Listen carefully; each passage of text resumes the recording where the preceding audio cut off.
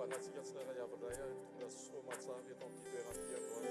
Efa tsy olona no enonao eto alohan'ny fa misokatra ho amin'ny tenin'Andriamanitra izay apetraka Andriamanitra amin'ny alala mpanoko tsara avy. Misotran'Andriamanitra ny amin'ny fahafahantsika indray tafavory eto alohan'ny voninahitra dia ho azy irery ihany. Miara-baolina akaikinao. Mbola milahatra fanantitra ianao na mipetraka eny atoerana eny dia ara-pitiavana ny eo akaikinao. Faly mahitanao androany maheno tsara ve tsika? Tsangana hoe tanana raha maheno ianao. Ay tena tsy maheno mihitsy ny zareo. Tsy maheno. Tsy maheno.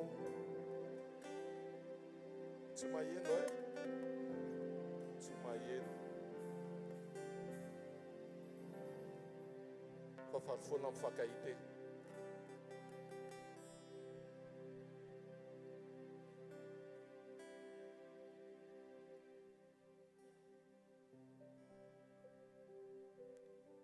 Alléluia, alléluia, alléluia, alléluia. Sotra Jesosy. Taontsika itiaka mafy be ho an'Andriamanitra. Ito kosa angamba hitantsika e. Taontsika itiaka mafy be ho an'Andriamanitra. Tiaka mafy be ho an'Andriamanitra tsika. Voninahitran'Andriamanitra irery ihany. Raha manana fanondro ianao dia anomesy voninahitra an'Andriamanitra ny fanondronao anankiroa. Anomesy voninahitra an'Andriamanitra ny fanondronao anankiroa. Ratsan-tananao anankiroa.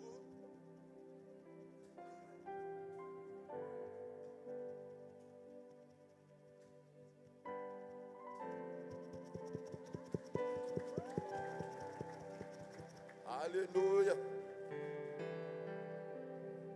Ara-baolina eo akaikinao. Tonga soa eto ianao hoe faly mahitanao tahin'Andriamanitra indrindra ianao. Dia teneny farany izy hoe vonina ve ianao hoe. Dia valio izy vonina hoe. Alléluia. Taontsika hitsangana dia hitsangantsika. Tsy hoe manao baikomona eto fa mandra-pa. Hitsangantsika dia hisotra an'Andriamanitra. Hitanao indraindray tsika manam-panahiny izay ny amin'ny apitsy ny amin'ny hoavy, ny amin'izay zavatra mitranga eo amin'ny fiainantsika, ny eo amin'ny ankohonantsika, ny amin'ny manodidina antsika. Faokontsika atoky, hitoetra atoky an'Andriamanitra. Ny anjarantsika dia mety ary mampiaina sy manomeo ny etaetam-piombonantsika amin'Andriamanitra mba ho ilay fahatsaran'Andriamanitra ao anaty, ilay sitrapon'Andriamanitra tanteraka ao anatintsika. Izay no hoentintsika miaina. Ny velan'izay Andriamanitra manao azy. Mikolokolo ny tena firaisantsika sy ny fiombonantsika n'Andriamanitra ary ny fantohantsika amin'ilay tompon'ny finoana sy manefy izany atao anatintsika. Mety maro ny zavatra miseho, everintsika hoe mety amin'ny maha-olona mety manahirana, mety tsy araka izay fijery sy nantenaina, fa tsy mampiova ny fahatsaraan'Andriamanitra izany. Ka raha mbola eto ianao androany dia noho ny Andriamanitra. Izy miay antsika tao anatin'ny alina izay mety tsy nahatsiarovantsika tena, fa nefa ny fontsika mbola mitepy foana. Fa tsy ianao no manao hoe mitompy, tsy ianao no manao hoe ao anaty torimasoko ve? tepy ve foko fa matory ianao dia Andriamanitra miazona an'izay fitepony fonao zay ary manahitra anao indray androany satria mbola manana planina sy fihevitra tsara ho anao amin'ity anio ity. Ndao tsika hitehaka mafy be ho an'Andriamanitra. Dia asanato ny tananao. Asanato ny tananao dia aoka ho feno vavaka fisaorana sy fakasitrahana ny ao am-ponao. Mankasitraka anao zay ilay Andriamanitra rainay amin'ny anaran'i Jesosy. Ilay eo mandrakariva, ilay tsirendremana manamatory fa miasa mijery anay tsiraray avy.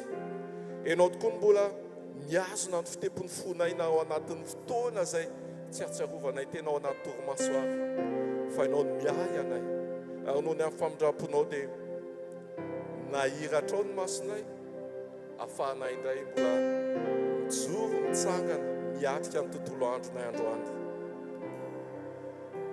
Tsy mampiova anao ny zavatra rehetra izay misy sy mitranga amin'izao tontolo izao fa ianao no manome toky sy milaza manambara fa ianao no efa naharesy zany na dia heverina fa fahoriana ary.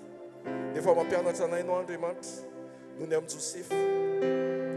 Maro ny zavatra nilalovana, maro ny zavatra niainana, neverina fatao ratsy amin'ny maha-olombelona fa miara-miasa mahasoa ireny ahatanteraka ny sitraponao ny aminy sy ny anjara voatendry rehetra. Ny aminay anefa Tompo dia tsy ho amin'izay tanjona mba ho tonga atsy na hevitra ny fiainanay ho mety raha-pitso fa manomana ny ampitso sy ny mandrakizay izay efa nomaninao. Ary izany tokoa no nanomezanao an' Jesosy Kristy Tompo mba mpiavana anay aminao ilay Andriamanitra raiky. Ka indray manantona anao amin'ny fahasahina amin'ny seza fiandriananao Andriamanitra noho ny amin'i Jesosy Kristy Tompo. Misaotra ny amin'ny fitiavanao, misaotra ny amin'ny famindramponao, misaotra ny amin'ny fiarovanao, misaotra ny amin'ny fitantananao ny tsirairay avy nandritra n'izay fotoana rehetra izay indray. Ilay Andriamanitra manana ny fihevitra mety tsy takatry ny sainay fa ampio izay fanahy masina atoky hitoetra amin'ny finoana, hitoetra hifantoka sy hibanjina tsy hahita fa tsy ny fahatsaranao sy ny voninahitrao izay aoka ho feno sy andrakotra an'izao toeran'izao indray androany. Ninninona mety fanelingelenana, ninninona izay rehetra tsy araka ny sitraponao dia aoka tsy azo toerana eto izany Andriamanitra ray. Ho alay kosa dia manokatra ny fonay izay mangetaheta andre mitendy ho fanaso fiainana atao anatinay aina zay ho an'izay mahazo azy ary fahasalamanao amin'ny nofony rehetra.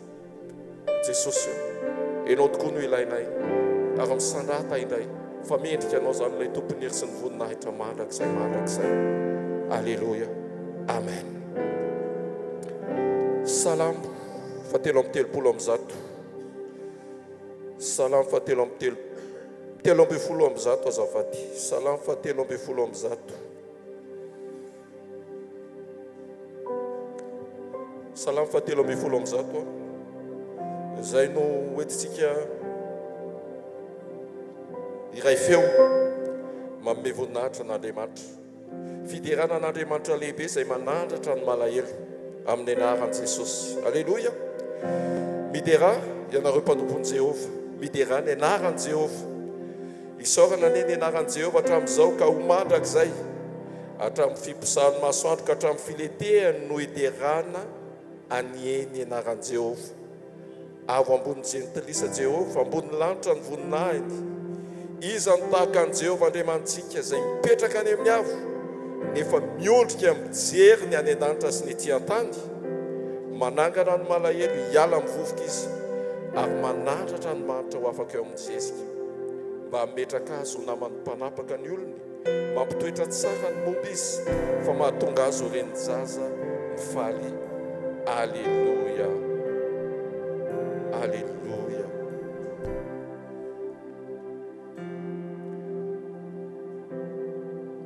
Ianao tokoa ilay Andriamanitra tsisy azo arina aminao, ilay Andriamanitra ny fahalehibiazana, ilay Andriamanitra tsy voafetra, ilay Andriamanitra masina velona mandrakizay.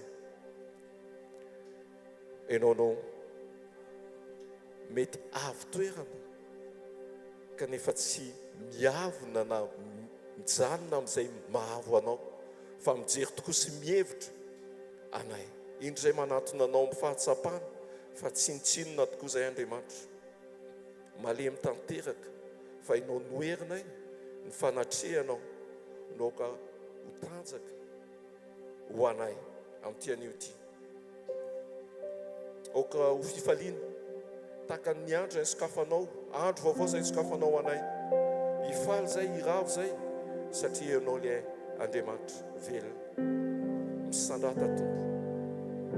Ilay mendrika ny fiankofana fena, ilay tompony tompo sy mpanjaka ny mpanjaka. Amin'ny anaran'i Jesosy. Amen.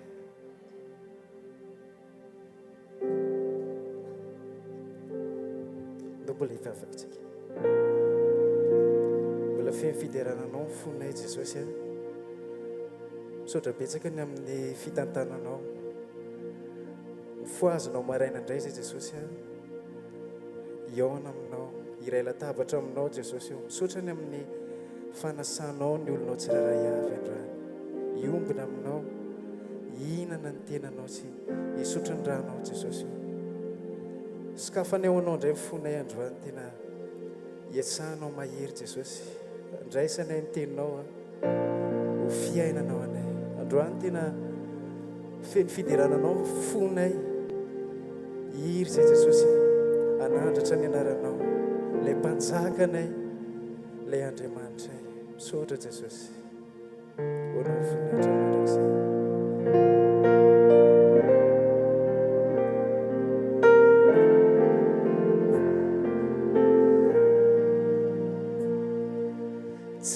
Mpanjaka malaza no tompo mpanjakanay, mahery sy tsara indrindra, ka izy no aronay. Mendrika ankalazaina noho ny tany silany trakoa, ny zo amandazany. Tsika rehetra. Ry tompo mpanjaka mahery,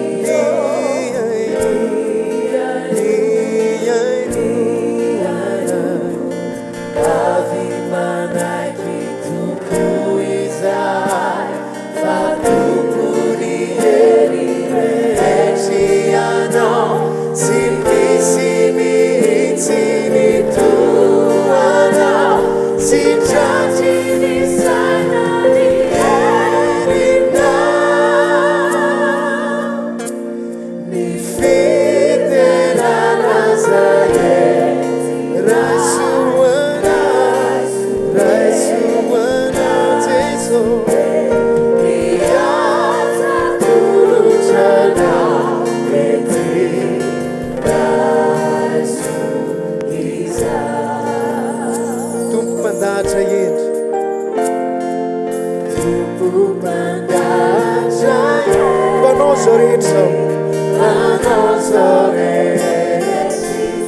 Mizara sy tendry ataony, mizara sy tendry ataony, de tsara sy maso, de tsara sy maso. Mendrika ny oderin, mendrika ny oderin, ifantara, ifantara. Atoloro ho azy ny saotra, atolori ho azy ny saotra, fa izy tandrifiny.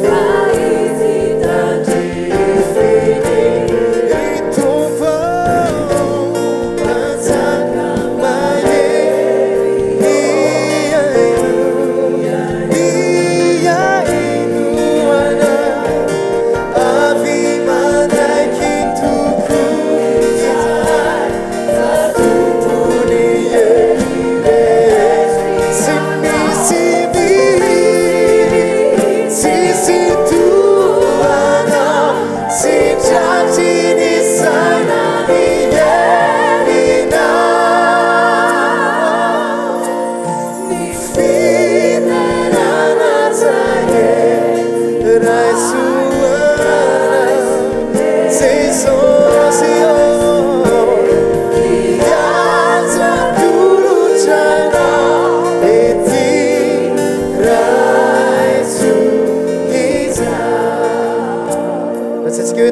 mpanjaka tsy toy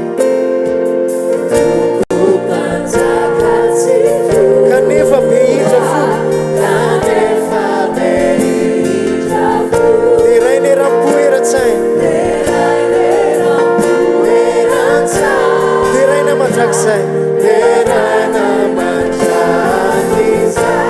eny mpanompo voavonjy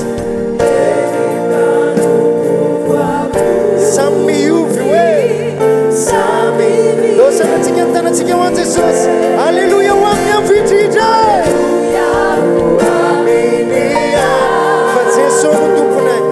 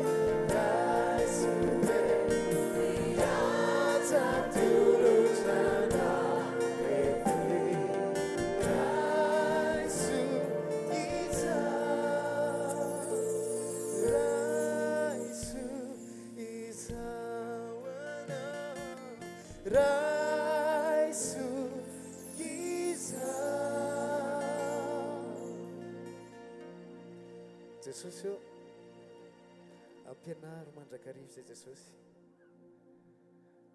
mba hianatra ho tahaka anao Jesosy lay malemy fanahy lay tsy miavana po Jesosy io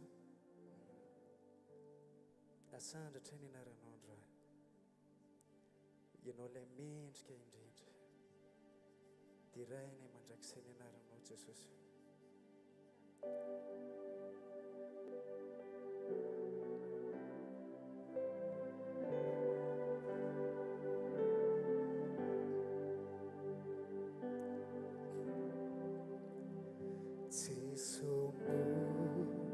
Rafu indrindra tsara sady mahasoa tsy miova tsy mifindra tompo be fititoko bairiko toazy tsy mety susupu ka iyo nunani fuku ravini manzu do vetsika zany Jesosy mora fo indrindra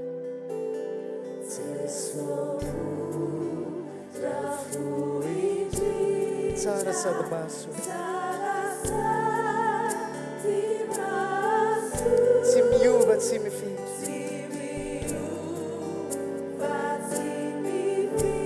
tompo be fititiko bahiriko toazy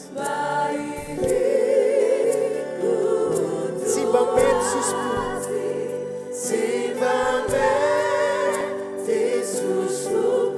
ka ionona ny fo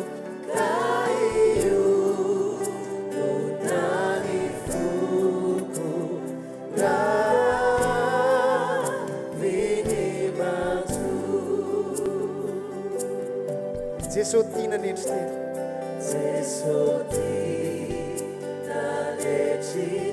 sy nandefitra toko nefa tompo be arena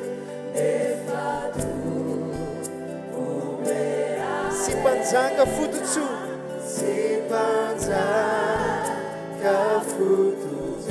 mba iriko toazy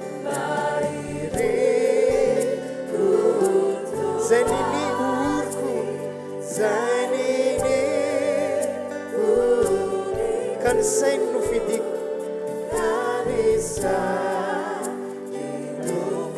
fa fiainana tokoa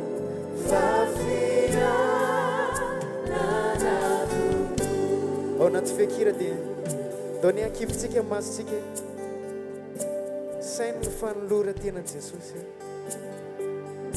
tonga ho famonjenatsika zao nolazainy Isaia toko fa 7:10 hoe tsy nanana endrika na fahatsarantare izy ary raha nijery azy isika dia tsy nisy hatsarantare haneritsika azy fa natao tsinitsinina sy milavin'ny olona izy lehilahy ory sady zatra fahoriana ary tahaka izay tsy tian'olo kojerena akory izy natao tsinitsinina izy ka tsy mba nahoantsika mitondra ny aretintsika tokoa izy sady nivesatra ny fahoriantsika kanjo isika nanao azy nokapohina sy nasian'Andriamanitra ary nampahoriana nefa izy dia voalefona no fahadisoantsika sy nitorotoroana no nelontsika ny fampijaliana nahazoantsika fihavanana no namelezana azy ary ny diakapoka taminy no nanasitranana antsika nampahoriana izy nefa nanetry tena ka tsy nilobava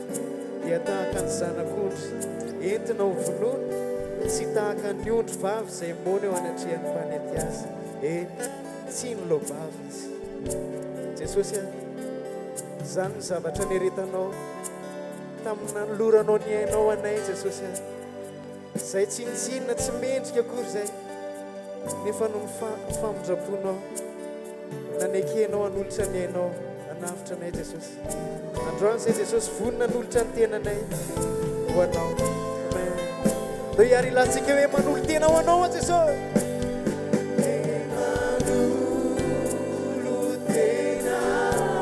no ritopus uana ritopus kaniyeru kureja basasa no abu igakau menawa fumadir siva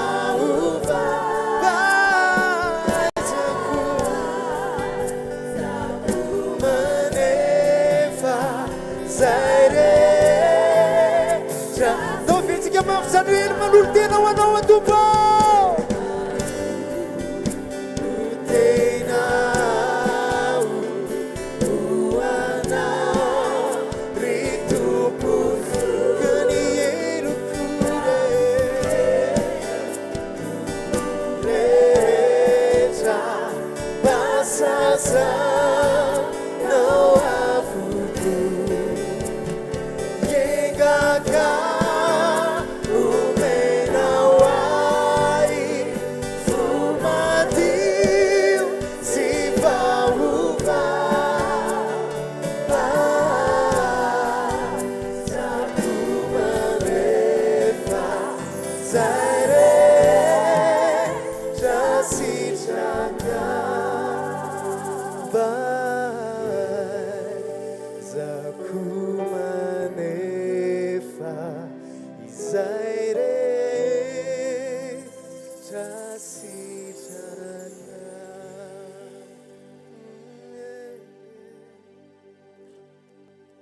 fany masina mangetahitanao zay mangetahitan'ny fahafenoanao zay tsy raray avy aoka tsisy tontolo hafa anyelingelina amin'ny fifatohanay Jesosy eo aoka amin'ny fahafenoanao rery ihany fany masina no anenika an'izao toerana zao anenika ny olonao tsy raray avy fany masina milanao zay tena milanao tsy mahay faninina zay raha tsy eo ianao tena miankina tanteraka aminao zay alleluia alleluia alleluia ho anao rery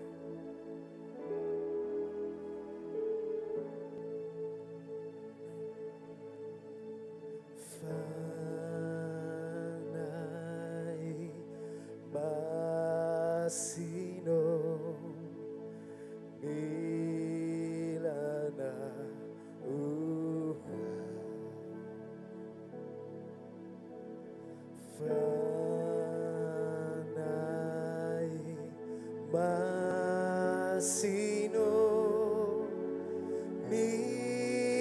milana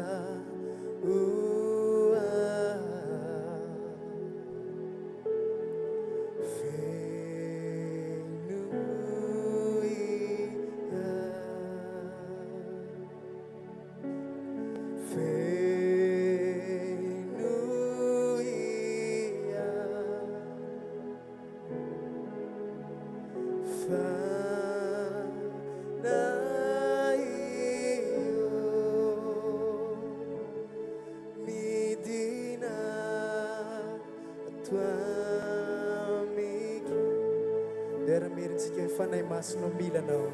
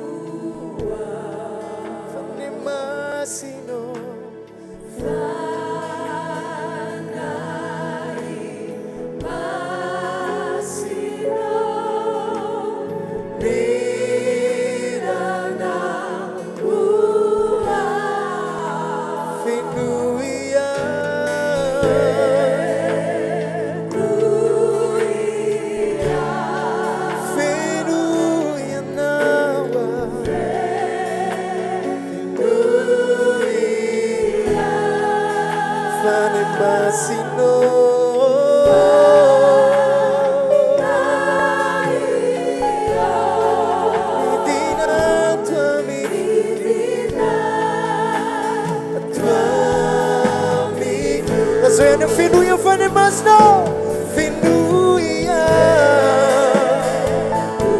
Finuia Finuia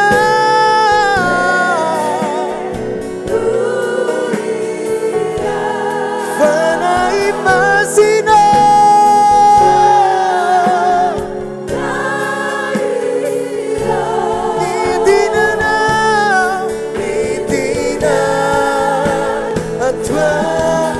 Soma fiutariwa fane masno Tariwa Tariwa Tariwa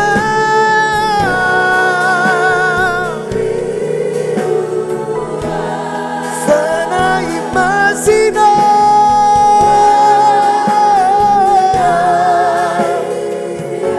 Fana imasino Soma fianza tariwa fane masno Tariwa mlana no zaye Tariwa Tariwa Tariwa Fane masino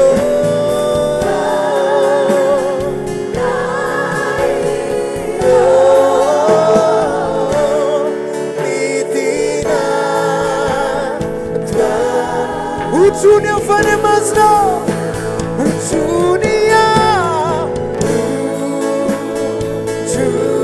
Uchunia Uchunia Uchunia Fanayo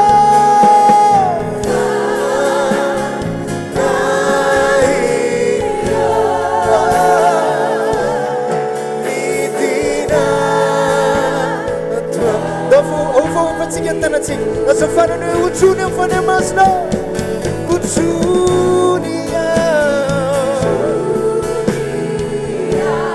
Uchuni taiza Uchunia Fane masino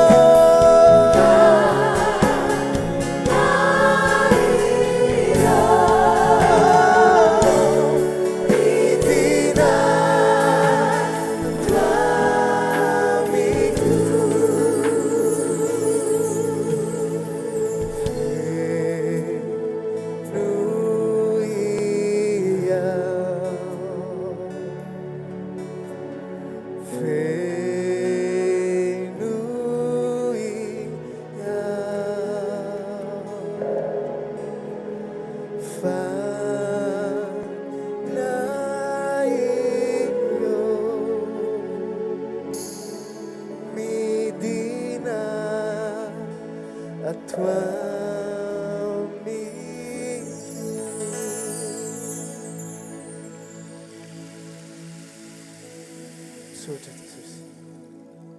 Mankasitraka ny amin'ny fikasihanao anay. Misaotra ny amin'ny fahafenonao. Jesosy io mbola tia hanandratra ny anaranao izay. Ilay avo indrindra. Tsisy mihoatra no fitiavanao. Tsisy Jesosy. Fahasoavanao mbola matoy izao anay.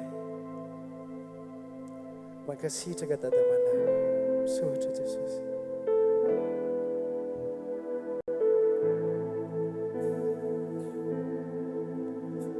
Novelary ny ao ampo ankehitriny,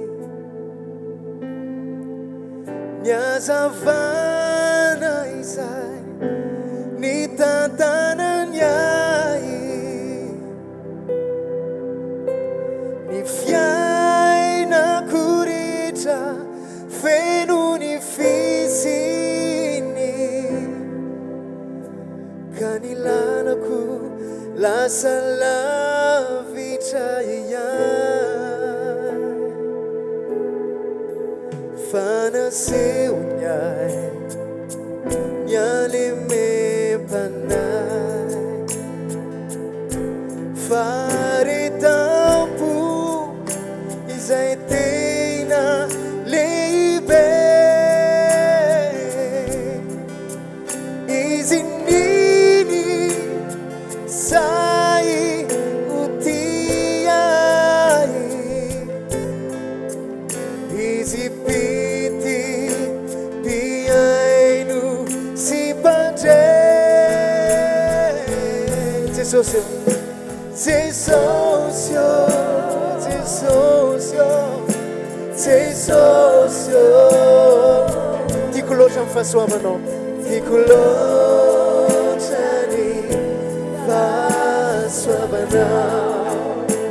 Jesosy, Jesosy, Jesosy malalo, tsisy mihoatra amin'ny fitiavanao, tsisy mihoatra ny fitiavanao. Tsy ho soloky fa izy tsara ho ahy, ny finoko no fenoiny ny fanahy, ny fitiavany no antoky ny foko, izy no any faneva ijoroko, raha manana ny Jesosy manana ny ray, maniry aho ho toa azy ratrizay, ka ny vavaka tao ho firaobaovao, izy anie ho tafaorina ao am-poko ao. Jesosy, Jesosy, Jesosy, Jesosy, tiako loatra ny fahasoavanao e.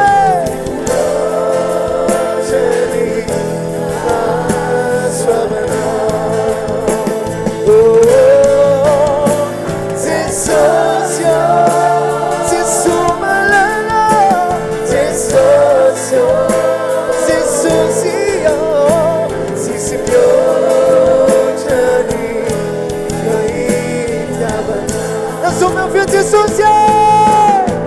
Jesosy,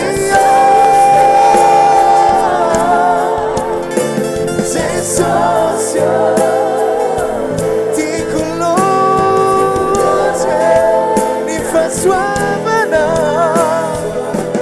Jesus, Jesus, Jesus,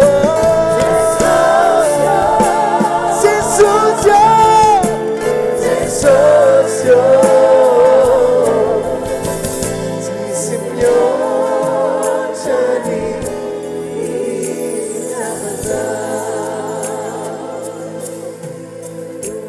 Jesosy Jesosy malalo sisy mihoatrany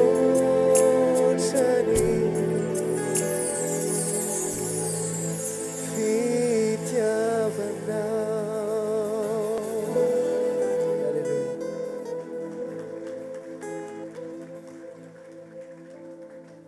Antsika tiaka mafy ho an Jesosy. Tovy mafy ny tiaka ho an Jesosy a. Tonga amin'ny fotoana indray tsika tena hoe anomerena antsika ny voninahitra any amin'ny Jesosy a, fa tsisy mihoatra an Jesosy. Alleluia. Alleluia. Voninahitra ho an'Andriamanitra ny tsoroko olombelona. Voninahitra ho an'Andriamanitra ny tsoroko olombelona fa mianatra mahazongaza dia afaka baka somatsara. Alleluia. Tovy mafy ny tiaka ho an Jesosy e. Alleluia. Pizy daholo tompoko. Ho an'Andriamanitra ny voninahitra ny hamerenako ny vavolombelona eto an'Andriamanitra. Raha ny asa ny zanako ndroa vavolombelona zay a, dia tsara asa be izy ary tsara karama be mihitsiny. Tsy nieritreretiny arana ny karamany, fa tsy afaka nanompo an'Andriamanitra mihitsy izy. Manam-potoana izy afaka tonga mihitsy ny sabotsy fa milaza reraka foana zao foana.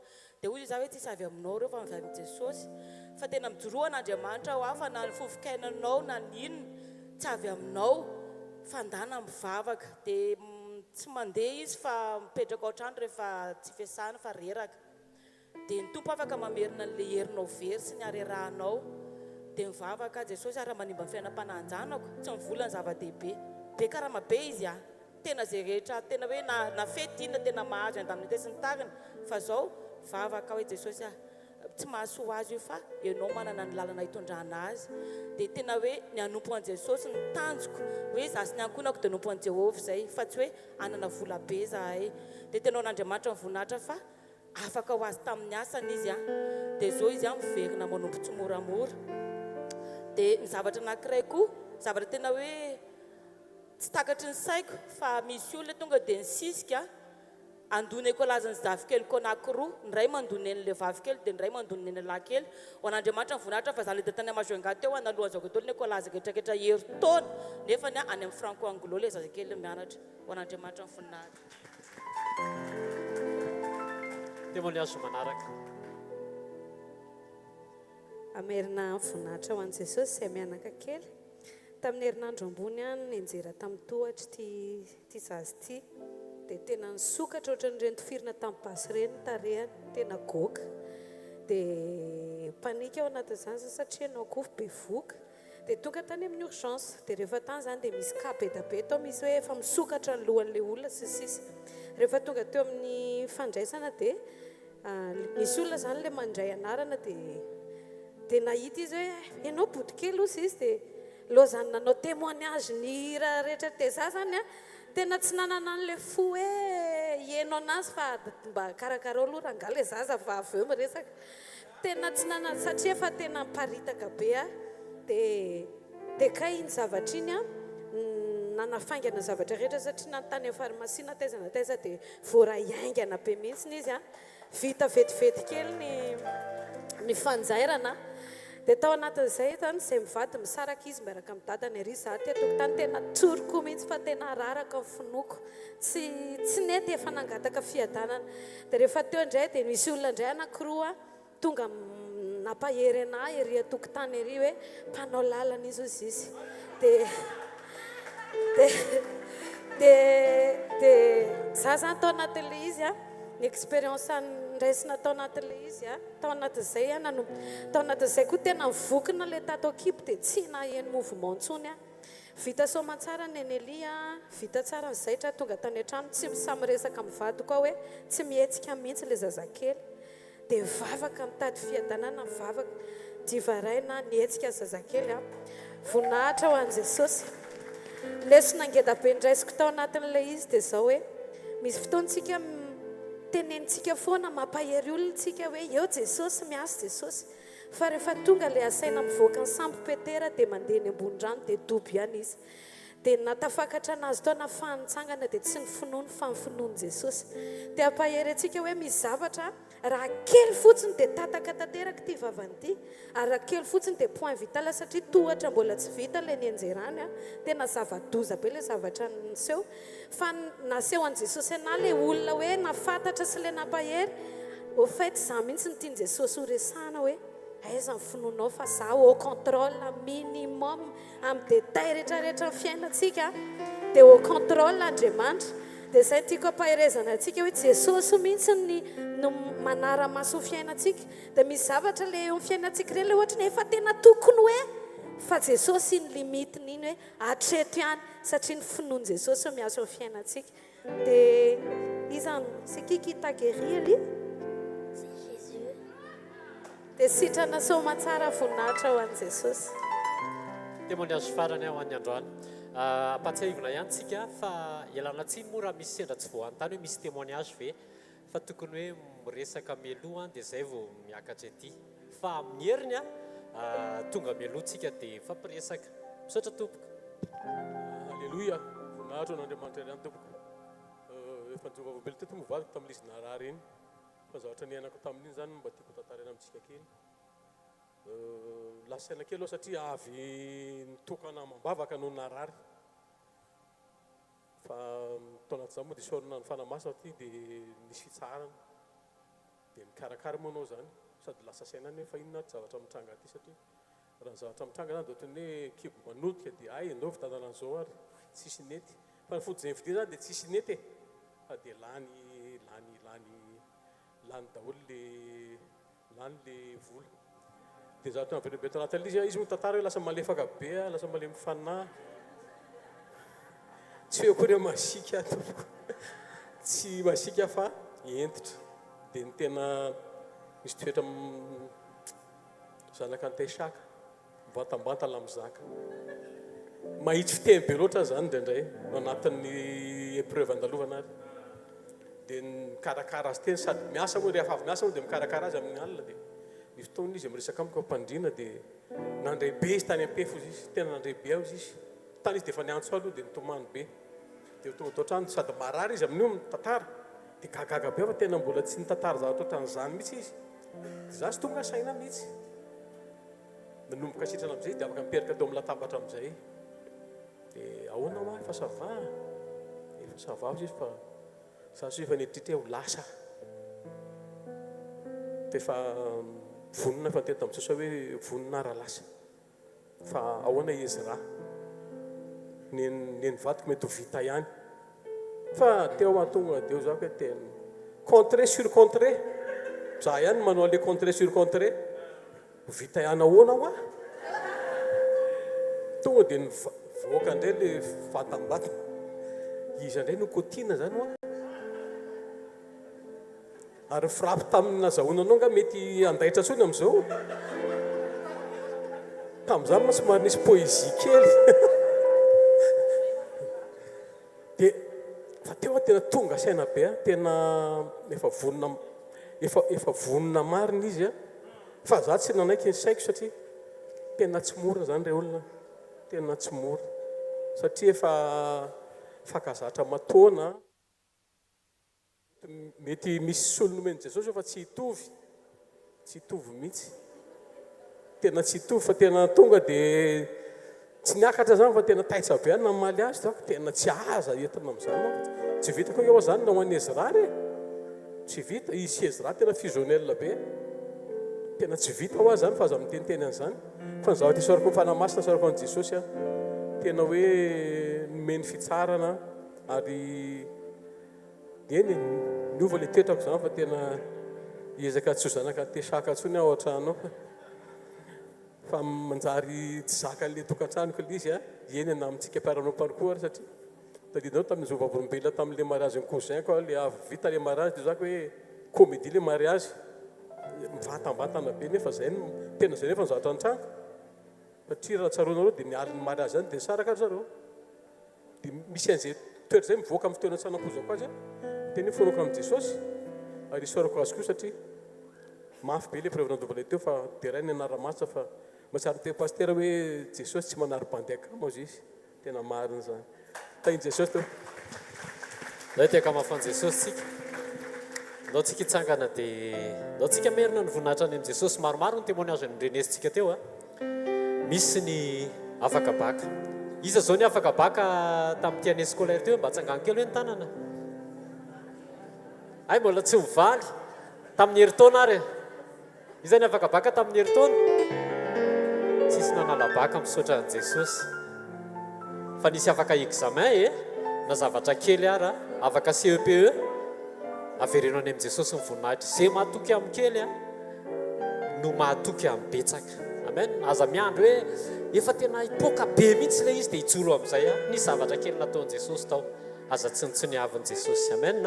Afaka baka tao anatin'izay koa ny famerenan'i Jesosy ny fiainam-panahiny zanaka.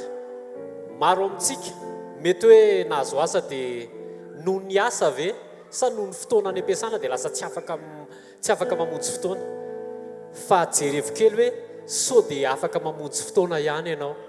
Sao dia mba misy fotoana afaka tonga ihany na sekoly. Tsy hoe voatery mijanona amin'ny valo sasany fa mirava amin'ny valo. Ohatra hoe miditra amin'ny valo sasany le fiasana dia mirava amin'ny valo sy folo ianao dia mivoaka. Ohatra. Mirava amin'ny efatra amin'ny fiasana dia tonga ianao zoma hariva. Sabotsy maraina tsy miasa dia tonga ianao. Fa tsarovy Andriamanitra ilay nanome anao an'ilay asa. Zay ny faharoa. Fahatelo fampahitana fity écolage ankizy anankiroa. Tonga dia payen'ny Jesosy na sain'i Jesosy mipayena le écolage ny ankizy anankiroa mandritra ny année scolaire. Témoignage fahatelo famerenan'i Jesosy ny tarian'i Elia zay ninjera. Ninjera dia trobaka be fa ny sitran'i Jesosy naveriny tamin'lony tao anatin'izany tsy retsony le zaza nietsika tao anatin'ny kibo fa rehefa avy eo niverina nietsika le zaza. Tao anatin'izany koa fampahitana fity tamin'ny alalan'ireny hira reny mpanao lalana izy. Mijoroa amin'ny fiainana andavanandro fa amin'ny fijoroanao tena mahakasika olona. Indrindrindrindra Jesosy mikasika an'ireny olona ireny. Dia tamin'ny alalan'ilay fijoroan'ilay taty pastera bobo moa zany fa tsy hoe taty. Dia lasa voakarakara aingana le ankizy. Dia mety raraka ny finoana fa Jesosy eo foana ny zavatra rehetrarehetra. Sadrato ny tananao dia ndaontsika hisaotra an'i Jesosy. Hisaory izy fa izy no nanao an'izany rehetrarehetra izany. Indray amin'ny anaran'i Jesosy misaotra mankasitraka anao zay. Fa ianao no nampijoro an'ilay tovolahy teto Jesosy namerina ny voninahitra tany aminao. Tsaroko etoana ilay boka anankisivy. Anankifolo tonga teo aminao no ny abokana. Fa rehefa sitrana izy folo dia anankiray ihany no niverina nanome voninahitra teo aminao. Dia nanontany ianao efa lasa aiza ny anankisivy. Misaotra Jesosy fa tonga teo ilay anankiray nanomerina ny voninahitra ho anao. Misaotra Jesosy mankasitraka fa ianao no tao ambadika izany. Misaotra ihany koa Jesosy ny amin'ny famerenanao fa mba tsy haivana fa tsy tokony manadino anao izahay. Ninona asa, ninona fitahiana, ninona fahasoavana ataonao miditra eo amin'ny fiainanay dia tokony tsy manadino ny asa fanompony zahay. Tsy tokony manadino ny fiombolana aminao zahay fa tokony miazona mandrakariva ny communion anay aminao Jesosy. Ary misaotra ihany koa Jesosy ny amin'ny fampahitana fity écolage njaza anankiroa mandritra ny année scolaire. Misaotra fa na dia mbola tsy manomboka ara ny année scolaire dia efa vita ny écolage tao anatin'izany fotoana izany. Misaotra Jesosy ny amin'ny famerenana amin'ny laoniny vavany Eli. Misaotra Jesosy fa sitrana tanteraka izy. Misaotra Jesosy ny amin'ny fierovanao. Misaotra fa ao aminao mifehy zavatra rehetrarehetra. Misaotra fa mety raraka ny finoanay fa ao anatin'izany misaotra fa ianao rehefa nivavaka Jesosy mba tsy ho levina ny finoanay. Ao anatin'ny toe-javatra mety mahaverevitra tokoa fa ao anatin'izany tsy avelanao mamoy fo izahay fa eo anatin'izany no miseho ny fijoroanao eo amin'ny fiainanay. Mankasitraka ray amin'ny anaran'i Jesosy fa raha ohatra ny efa tsy retsony le zaza nitepo tao anatin'ny kipo tao anatin'izany zavatra nalalovana izany dia niverina renietsika indray ilay zaza ny voninahitra dia ho anao ireriany. Misaotra ray amin'ny anaran'i Jesosy ihany koa ny amin'ny vavolombelona ny présenten'ny pasteur Hery fa tao anatin'ny zavatra nalovany vadiny Jesosy dia izy no nitefy anao. Misaotra fanamasina fa ianao no manefy. Ny hafa no marary fa izay no mandray fanefena ao anatin'izany. Mankasitraka ny amin'ny fandraisanao an-tanana ny fiainam-panahinay tsy famelanao anay iziriziry fa fiverenana mandrakariva ao amin'ny sitraponao. Ny voninahitra ray dia ho anao ireriany sandrata mandrakizay ray amin'ny anaran'i Jesosy. Amen. Amin'ny anaran'i Jesosy amen. Andao itiaka mafy ho an'i Jesosy. Alléluia. mendrika ho amin'ny fiderany Jesosy. Reo zavatra rehetra reny sofintsika, reo vavolombelona rehetra lalovantsika eo amin'ny fiainana, reo karazan-javatra isehoan'Andriamanitra amin'ny alalan'ny famahana ny olana, ny fanasitranana, reo karazan-javatra rehetra izay tsy voatery ho takatry ny saintsika fa nidirany an-tsetra teo amin'ny fiainantsika.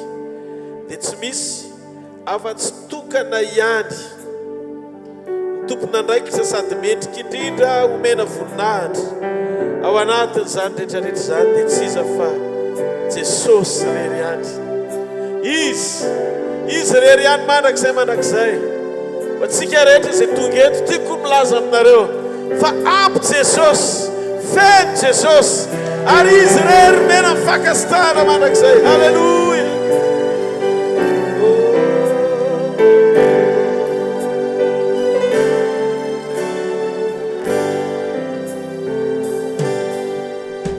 Na dia maro azy ireo fitsapana, na dia misy azy ireo fisitrana, sy maninona fa any amparany izany rehetra izany ho fifaliana ihany.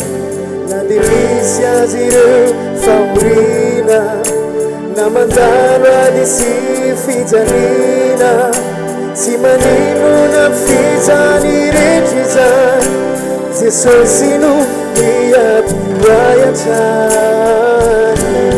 Jesosy ihany, Jesosy ihany, Jesosy an-trany, sy foana fanatindakoana,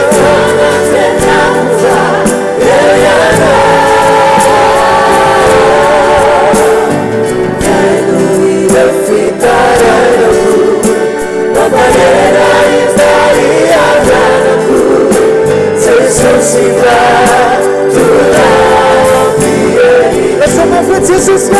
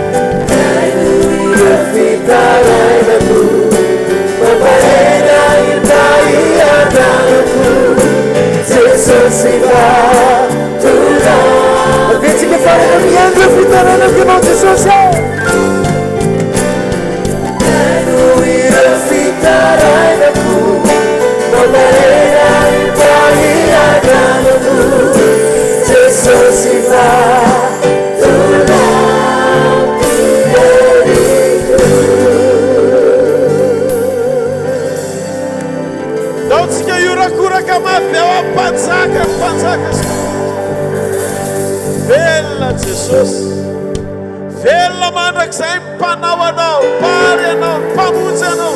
Halleluja. Jesosy mendrika ho anao mifakasirana, ny fiakofana, fanandratana ambony indrindra. Mendrika eo mitoerana mamesisy mpamonjy anao mandrakizay anao. Daoka izay rehetra manam-pofinaina tonga eto anandratra amin'ny fony manontolo ka hiteny halleluja ho anao mandrakizay, mandrakizay. Daontsika ity an-tanana mafy an Jesosy. Halleluja.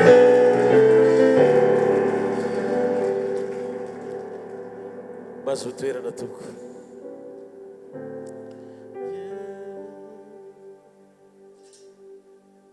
No mataontsika kely hoe miaino ireo fitarainako, mampandresy ahy fiadanako, Jesosy va tolampieriko. Enoy ovaitsika kely le hoe mampahery fa ataontsika hoe mampandresika io. Ao averintsika indray mandeha. Miaino ireo fitarainako, mampandresy ahy mba hiadanako, Jesosy va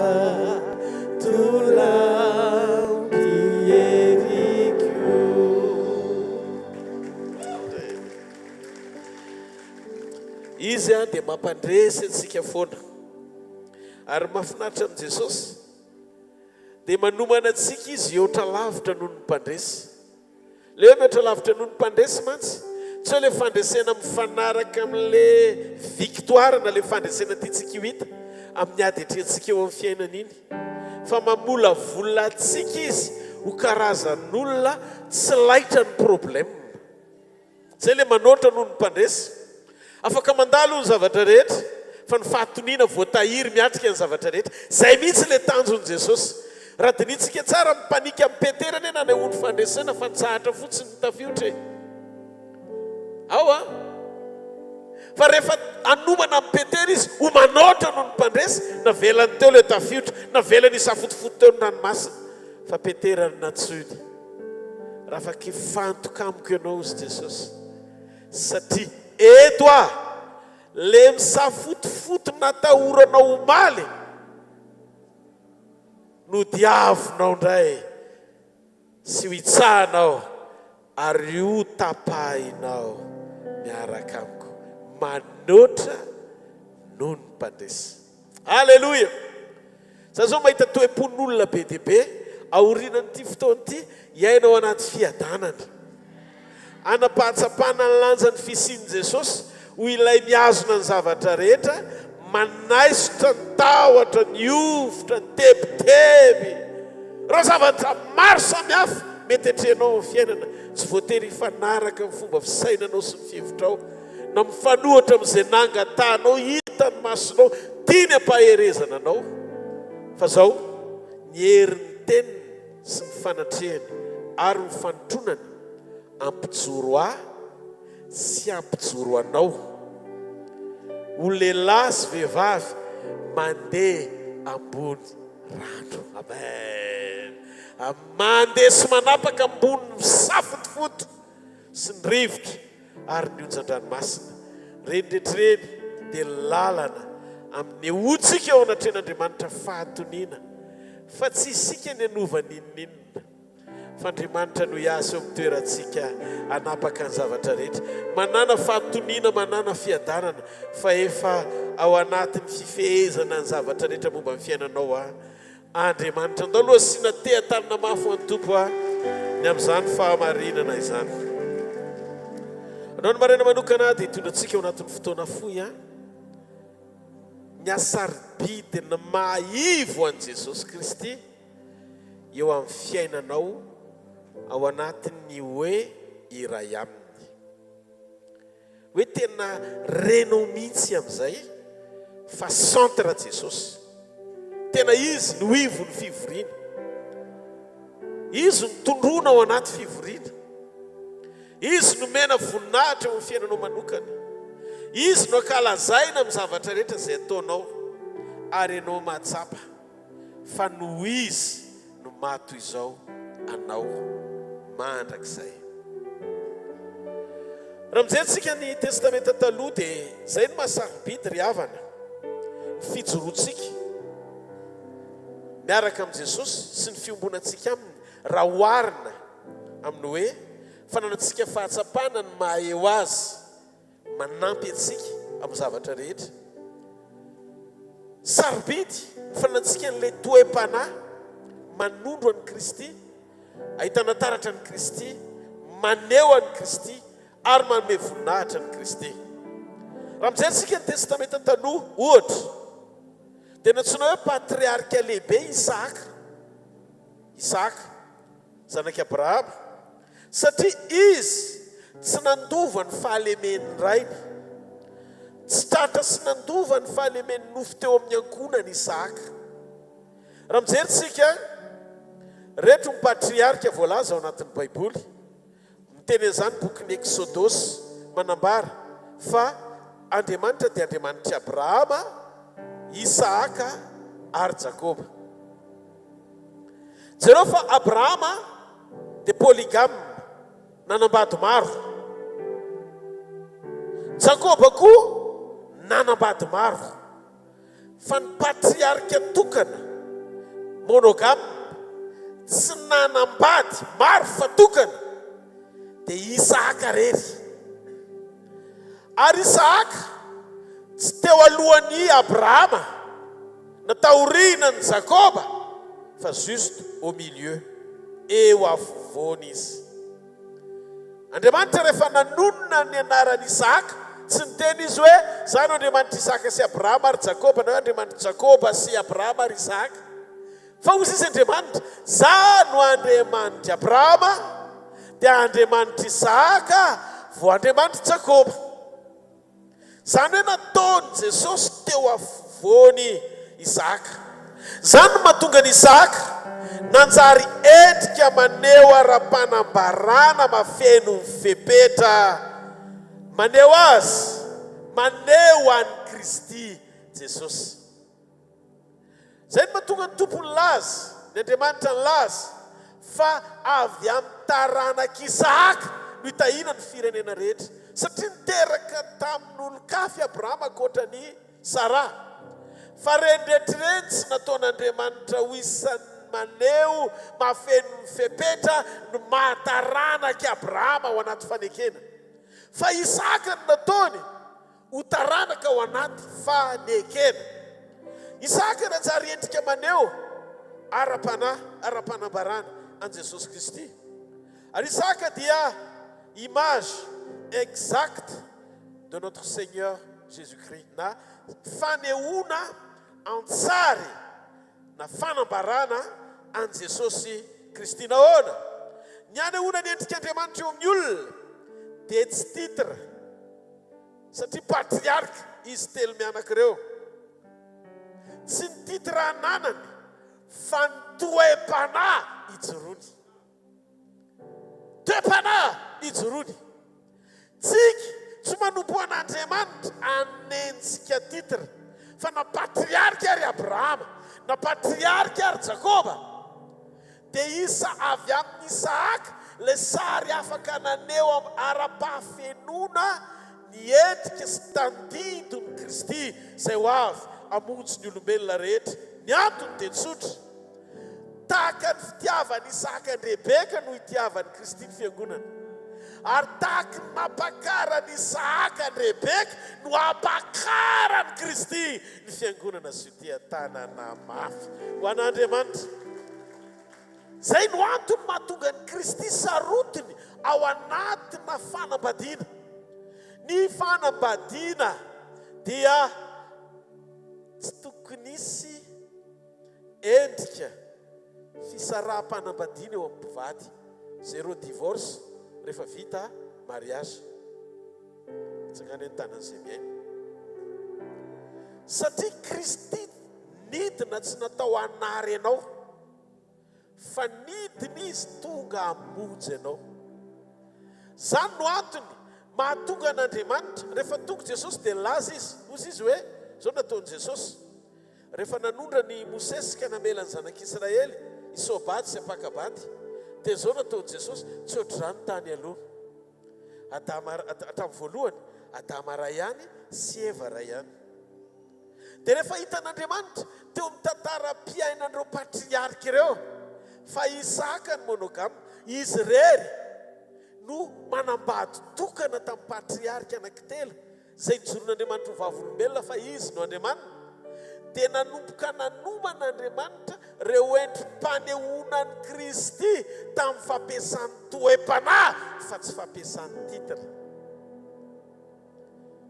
Tsy hoe manana titre patriarka ireo dia nafeno mifepetra anehoanan'i Kristy na i Abrahama na Jakoba fa Isaka nafeno mifepetra mpanehoana ara-paminaniana na ny endrik'i Kristy azy ho avy apakatra ny fiangonana dia naseho tamin'ny alalan'ny fijoroany Isaka. Alleluia. Sy ny fonananany itoky sy nahatoky ary-toetra tamin'ny vehivavy anankiray natao hoe Rebeka hatramin'ny farany. Tiako fantatrao ny fiangonana fianao ilay malala tokan'i Jesosy tsy manam-paharoa. Tsy misy olona mitovy aminao intsony eto ambonin'ny tany fa ianao ilay miavaka ny dinany nahatongavany amonjy mba hanananao fiainana mandrakizay miaraka aminy. Tsy tia tany tia ny fanaperana ka nahatonga azy nidina amonjy ianao fa nahatongavany idina amonjy ianao dia mba tia hananantoka Jesosy ny ombonanao miaraka aminy ao amin'ilay mandrakizay feno voninahitra endrasany atsika serahany amintsika rehefa ho avy izy apakatra atsika ho ao aminy.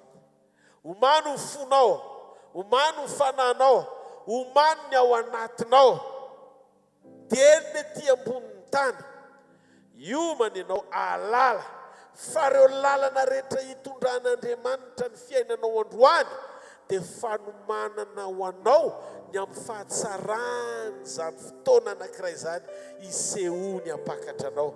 Tsy nameny anao irery nakamboty izy, nomeny anao ny fanahy masina mba hanomana anao ao anaty. Ho mpanampy mahatoky tahaka ny Elezera avy an-Damaskosy izay mpanompo ny Abrahama, ny raha ny Abrahama tandindondray hitady ny fiangonana ary nitondra mambavaka sy nidina mihitsy Elezera tamin'ny fahatokiny. Ary rehefa hitany Rebeka dia naneo famantarana sy nangataka tamin'Andriamanitra izy hoe iza ny vadiny tompoko. Dia rehefa tonga Isaka tsy tao an-trano fa teny an-tsano ny fakahitana izy roa, ohatran'ny Kristy eny amin'ny raha lanitra rehefa iverina apakatra antsika. Hitanareo ny zavatra mitranga nanome fiononana ho an'i Isaka tsy alelovany andreniny ny fahitany an Rebeka. Dia zao ihany koa ny fahitany Jesosy anao miomana ho amin'ny fotoam-pampakarana dia atonga ny fon'i Jesosy ionona satria hifankahita amin'le tiny. Malahelo izy raha very ianao, malahelo izy raha raraka ianao, malahelo izy raha tsy hifankahita aminao. Eto an-tany 70 taona sy 80 taona raha be indrindra ny fotoana iainan'ny olombelona, fa ao anatin'ny fotoana fohy izay iainan'ny olombelona nanomana n'Andriamanitra ny olona mba hiampita ao amin'ilay fahatsarana mandrakizay isy azy. Azany ny antony ny andrahana anay laza izy re mba hitanareo reny malalako dia zao lazaina aminy. Lazao fa marary pitia, marary piti izy fa tsy marary ny zavatra rehetra izy. Tsika tsy nantsoiny mba hisitraka ny fananany fa azo ny fony mba iray fity aminy. Tsy maharety ao an'Andriamanitra. Zany ne mahatonga antsika rehefa mire ny fanatrehany lanitra ho antsika. Amen. Mahatsara fahabangantsika rehefa tsy eo izy. Ny androko sisa iandrasako eto an-tany dia nomanako ny foko ionako aminao. Mba sy hira kely anie zay. Ny androko sisa andrasako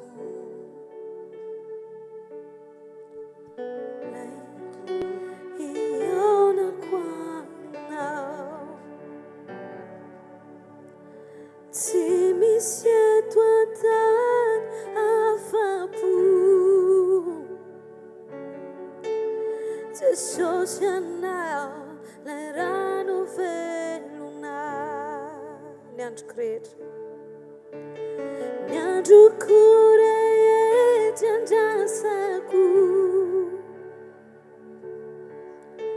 lay andro iray ionako aminao, tsy misy eto an-tany afa-po.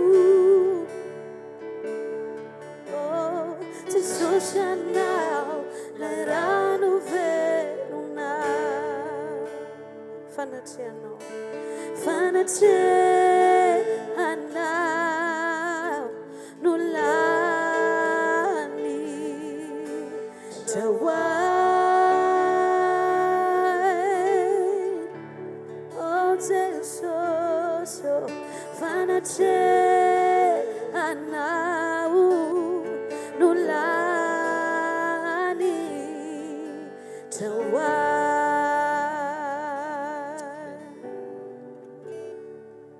Zany mahatonga an'i Jesosy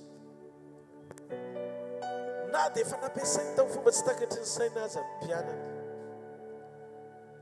na be dia be aza ny zavatra efa nisehon'i Jesosy teo anivon'izy ireo mba hamelona ny fanantenana izy ireo, fa tonga Jesosy aneo sy anampy ny olona koa amin'izay mety tranga mahatapidalaka le azy eto ambonin'ny tany tamin'ny fanomezany don na fanomezam-pahasoavana. Dia tsy afa-po mihitsy Jesosy ny aniraka ny mpianany ho tonga vavolombelony raha tsy nandalo ny pasazony efitra ambonindriana na ny tao amin'ny efitra ambondriana amenona azy ny fanamasina. Tiako fantatsika, ary zay lefa lazaiko tamintsika, fa tanjon'Andriamanitra ho amin'ny fisian'ny olom-baovao ao amin'ny Kristy, ny hovavolombelona feno ny fanahiny. Tsy mahafeno mifepetra hovavolombelon'ny Kristy amin'ny fandalovana ho eto an-tany, ny fampiasan'Andriamanitra no mahery sy ny titra iantsonanao ao anaty fanomboana zay ministera nisy anao. Ny antony dia tsotra, ny hoe hovavolombeloko dia hitarafana ny fisiko ho Jesosy, maneho ny toe-panahy sy ny fahafenoany fahatsarany amin'ilay karazana fanao, fiainana, le style Jesosy, style de vie Jesosy mihitsy, le fomba fiainan Jesosy hitantaratra hoentin'ny fanahy velona ao anatinao. Anehoana fa Kristy velona fa tsy hainao intsony. Tsy amin'ny fanompoana fotsiny na ny mahampianatra sy apôstôly, fa toe-panahy maneho azy tanteraka amin'ny fahamarinana sy fahamasinana. Mba eritrereto hoe Isaka Isaka azy lasa fantsony tarafana ny fahafenon'ny Kristy raha oharina amin'ny Abrahama sy Jakoba. Tsy hoe satria niavaka izy amin'ny maha-olombelona azy, fa niavaka izy tamin'ny toe-panahy nanahafany an'Andriamanitra. Mba izy hitantarana ny Kristy any amin'ny hoavy, anomezana endrika, hitarafana ny natongavany zanak'Andriamanitra, hitisy hamonjy olona ary hampakatra n'olona. Zany hoe ny fanotrona an'Andriamanitra sy ny fanatrehany dia miara-miasa amin'ny toe-panahy.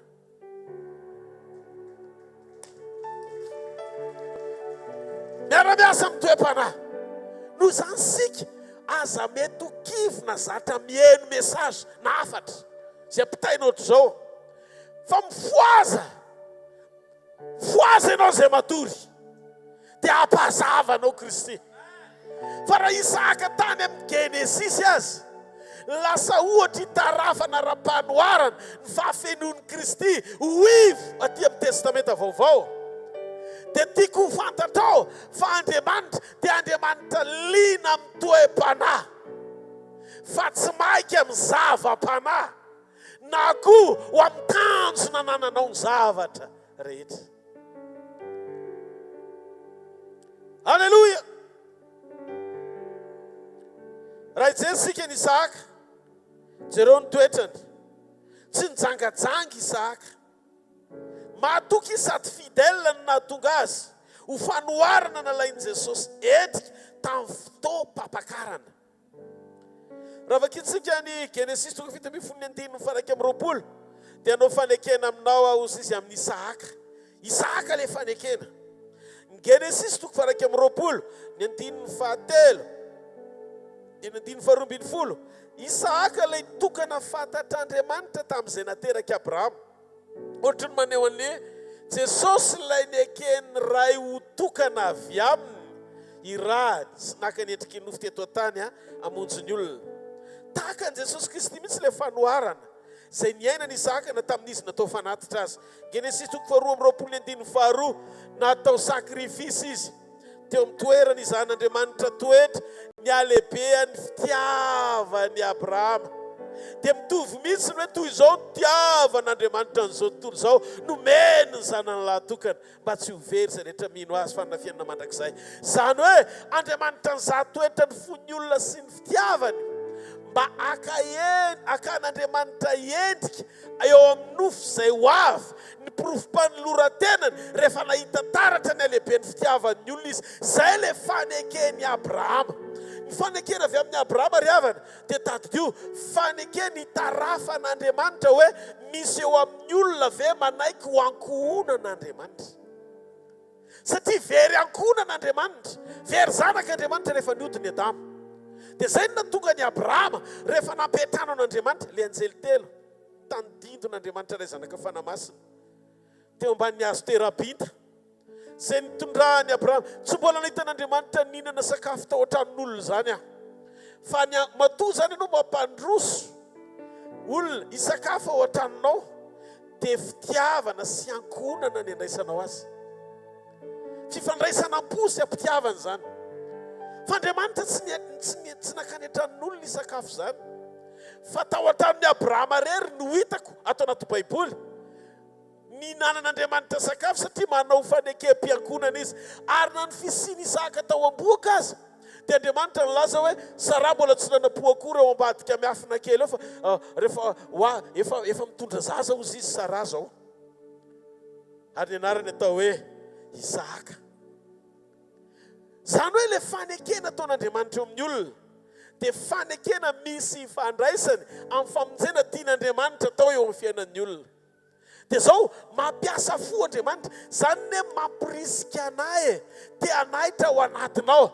Tsy manery anao mba aneho zavatra eo mason'Andriamanitra fa tena manompo be na misasatra be ao am-panompona. Fa miezaka tena mizara fahamarinana akasika ny fonao mba hatonga anao hijoro anao amin'ny fonao manontolo ny fanomponao. Satria Andriamanitra tsy mahantra ny zavatra rehetra fa mahantra toe-po iarahana miasa. Hitanareo, Jehova ny tany izay rehetra eo aminy. Ny olona, ny biby, ny zavatra rehetra an'Andriamanitra daholo. Tsy reo ny ilainy fa ianao ny ilainy.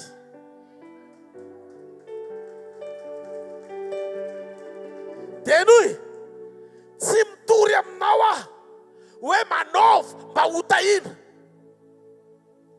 Satria tsy miankina amin'ny ataonao no anetsika an'Andriamanitra fa miankina amin'ny toe-ponao eo am-pahafoizana ny zavatra rehetra no ny fanananao antoka fa nantenanao sy ny fiainanao azy.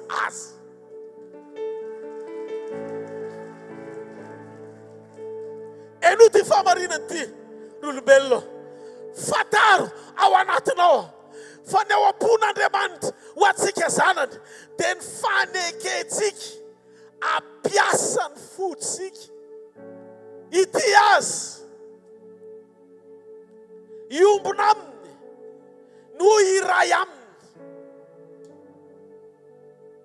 Voatonga izy hitady ianao dia tsy tamin'ny zavatra rehetra no nanambazany ianao fa ny ainy no natolony ho faty teo amin'ny toeranao.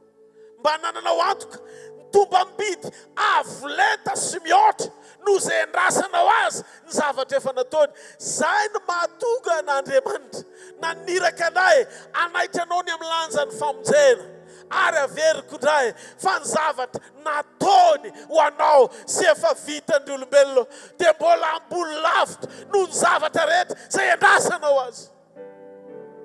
Meolanja ny fanomezany sarobidy ny ainy. Ary zany mahatonga ny apôstôly Paoly nilaza ao amin'ny Romana 9:7 izay tsy niany tenany sy ny ainy fa natolony Jesosy zanany mba ho faty hamonjy antsika. Tsy omeny mahimahim-poana miaraka amin'ny Jesosy kiovany zavatra rehetra. Noho izany tsy tokony ho zavatra rehetra no manan-danja fa Kristy Jesosy nanolotra ny ainy no manan-danja ao am-ponao rehefa voavaly ny famonjena manaraka ho azy ny zavatra rehetra.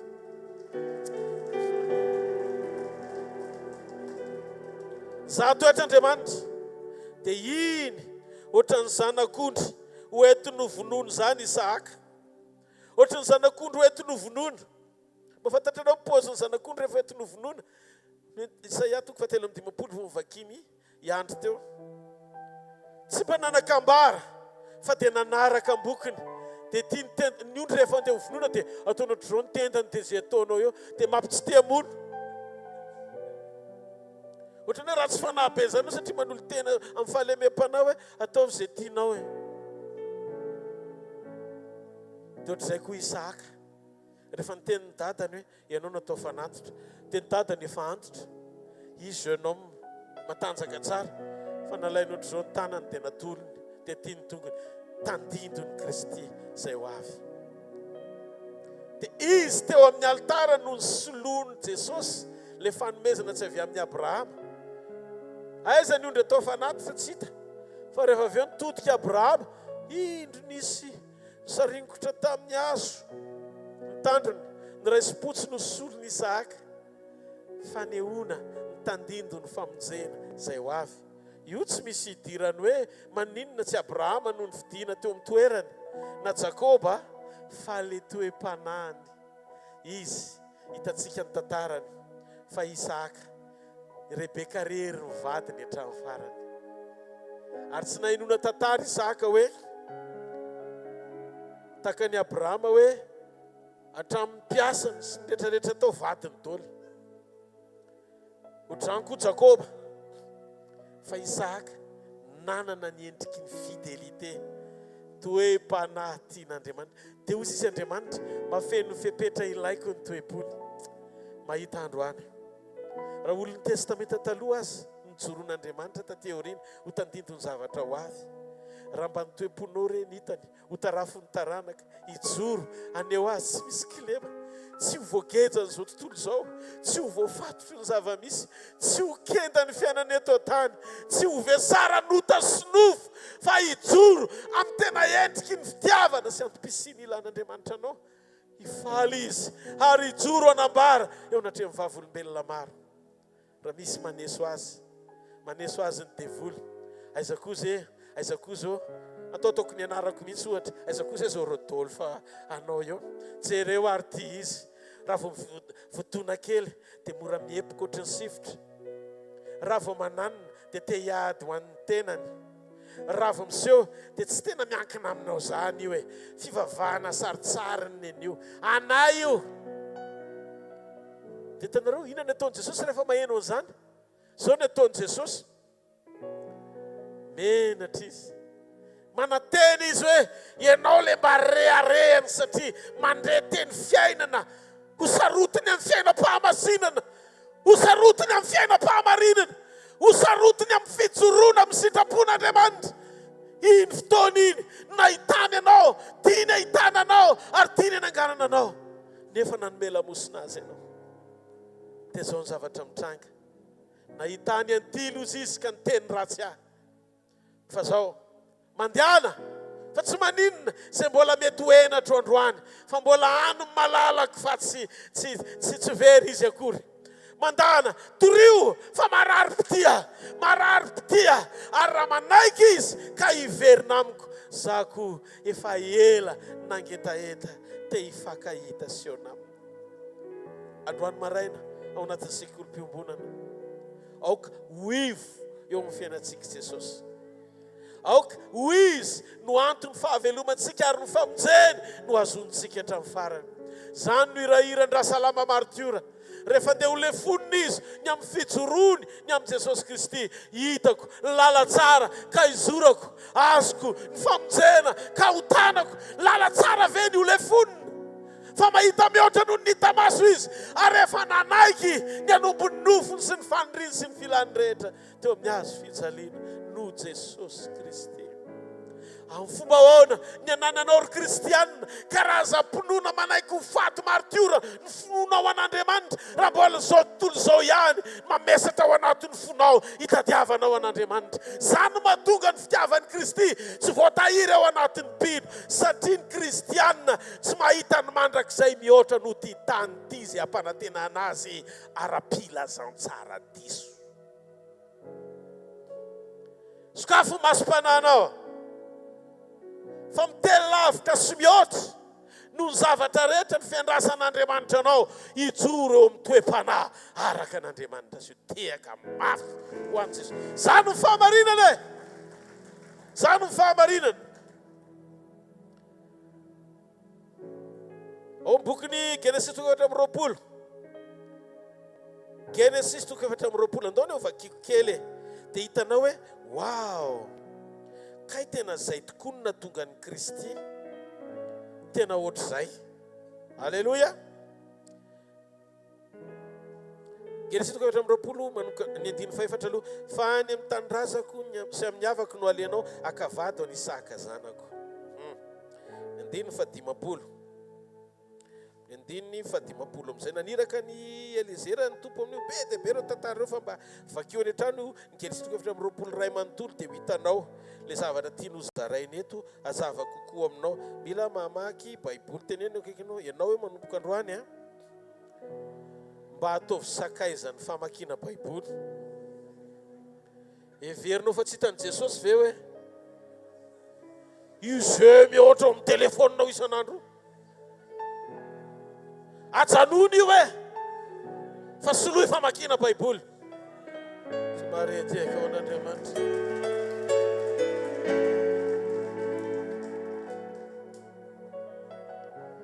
amin'ny andiny fadimapolo tena maly labana sy batoela ka nanao hoe avy tamin'i Jehovah ny sehony zany zavatra zany ka tsy mahazo milaza teny aminao zay na ratsy na soa ino Rebeka eto anatrehanao ento izy ka mandehana ary aoko ho vadiny zanaky ny tomponao izy arak'izay nilazain'i Jehovah tonga tena naiky zany ny tany amin'ny côtény Rebeka mivagin'Andriamanitra melo satria i Elezera ny vavaka meloa amin'ny fotoana andehanany dia hitanareo vavaka mampiena fisasarana ao anaty tranga ilanao fanampian'Andriamanitra amin'izay tokony sehony ka ilanao azy rabitso sahirana be ry zareo hoe ay zary misy an'izany dia inona ny tokony atao fa nanaiky fotsiny Elezera hoe andeha dia hivavaka dia nangataka famantarana izy dia nomen'Andriamanitra ao amin'ny ololo kely eo daholo le famantarana dia eto efa tonga any an-trano Rebeka ny resaka dia vao niresaka izy dia nanaiky koa ny ray aman-dreny Rebeka sy ny anadahany dia ino tsara ny zavatra nitranga ary rehefa nandrenitendry zareo le mpanompon'ny Abrahama dia nikoaka tamin'ny tany teo anatrehan'i Jehovah izy tena manome voninahitra n'Andriamanitra à tout moment amin'ny fotoana rehetra ary le mpanompo dia namoaka firavaka volafotsy sy firavaka volamena ary fitafiana ka nomeny an'i Rebeka ary nomeny zava-tsokoa ny anadahany sy ny reniny zany hoe teto zany dia nanomboka nandeha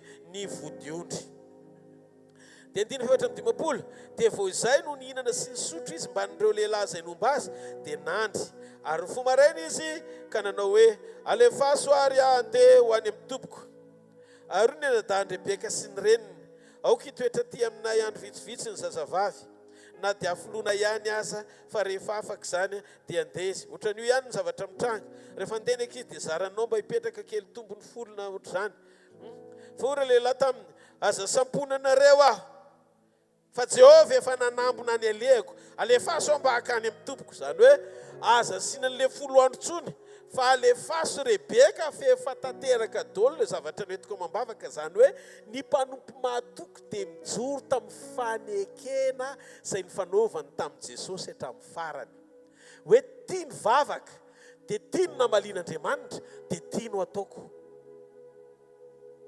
le ankonana ny tena hoe non dizoro aloha fa hozy izy le mpanompo non tsy azo atao dizoro zany fa zany alatany efa mivavaka ny famantarana rehetra efa niseho noho izany nareo tsy mahazo mikilavaka ho ampiasain'ny devoly eo fa avelao andeha Rebeka ary izy ireo aoka ary antsoina ny zazavavy ka nytanina izay heviny mbola niala-pa ihany antany any Rebeka indray dia niantso any Rebeka izy ka nanao taminy hoe andeha hiaraka amin'io lehilahy io va ianao ary izy andeha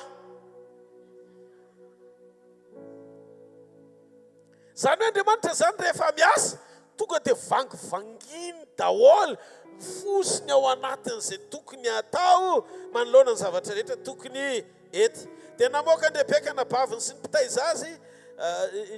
mpitaizazy ary ilay mpanompony Abrahama ambanin'ny olona izy dia nitsotranao ny Rebeka izy ka nanao taminy hoe ry anabavinay eo tonga avalinalina ny ianao ary eo ka nitaranakao azo ny vavahadiny izay mankahala azy ary niaingy Rebeka ambanin'ny ankizy vaviny ka nitaingina rameva dia nandeha niaraka tamin'ny raha lehilahy ary nitondra ny Rebeka ilay mpanompo ka lasa nandeha ary Isaka efa tonga avy tany amin'ny alehany tany Beralahiroi fa nonona tany amin'ny tany atsimo izy ary Isaka nivoaka mba eritreritra ny etsaha tanareo io rehefa nitehikio ariva ny andro dia nanompony masony izy ka nahita fa indreny nisy rameva ary manantona ary Rebeka koa nanompony masony ka nahatazana ny Isaka dia nidina faingana niala tamin'ny rameva izy ary hoy izy tamin'ilay mpanompo iza mory lehilahy mitsangatsangana eny etsaha avy mitsena antsika iry Ary hoy ilay mpanompo, ino ny tompoko dia nandray fisalobonany Rebeka ka nisalobonany.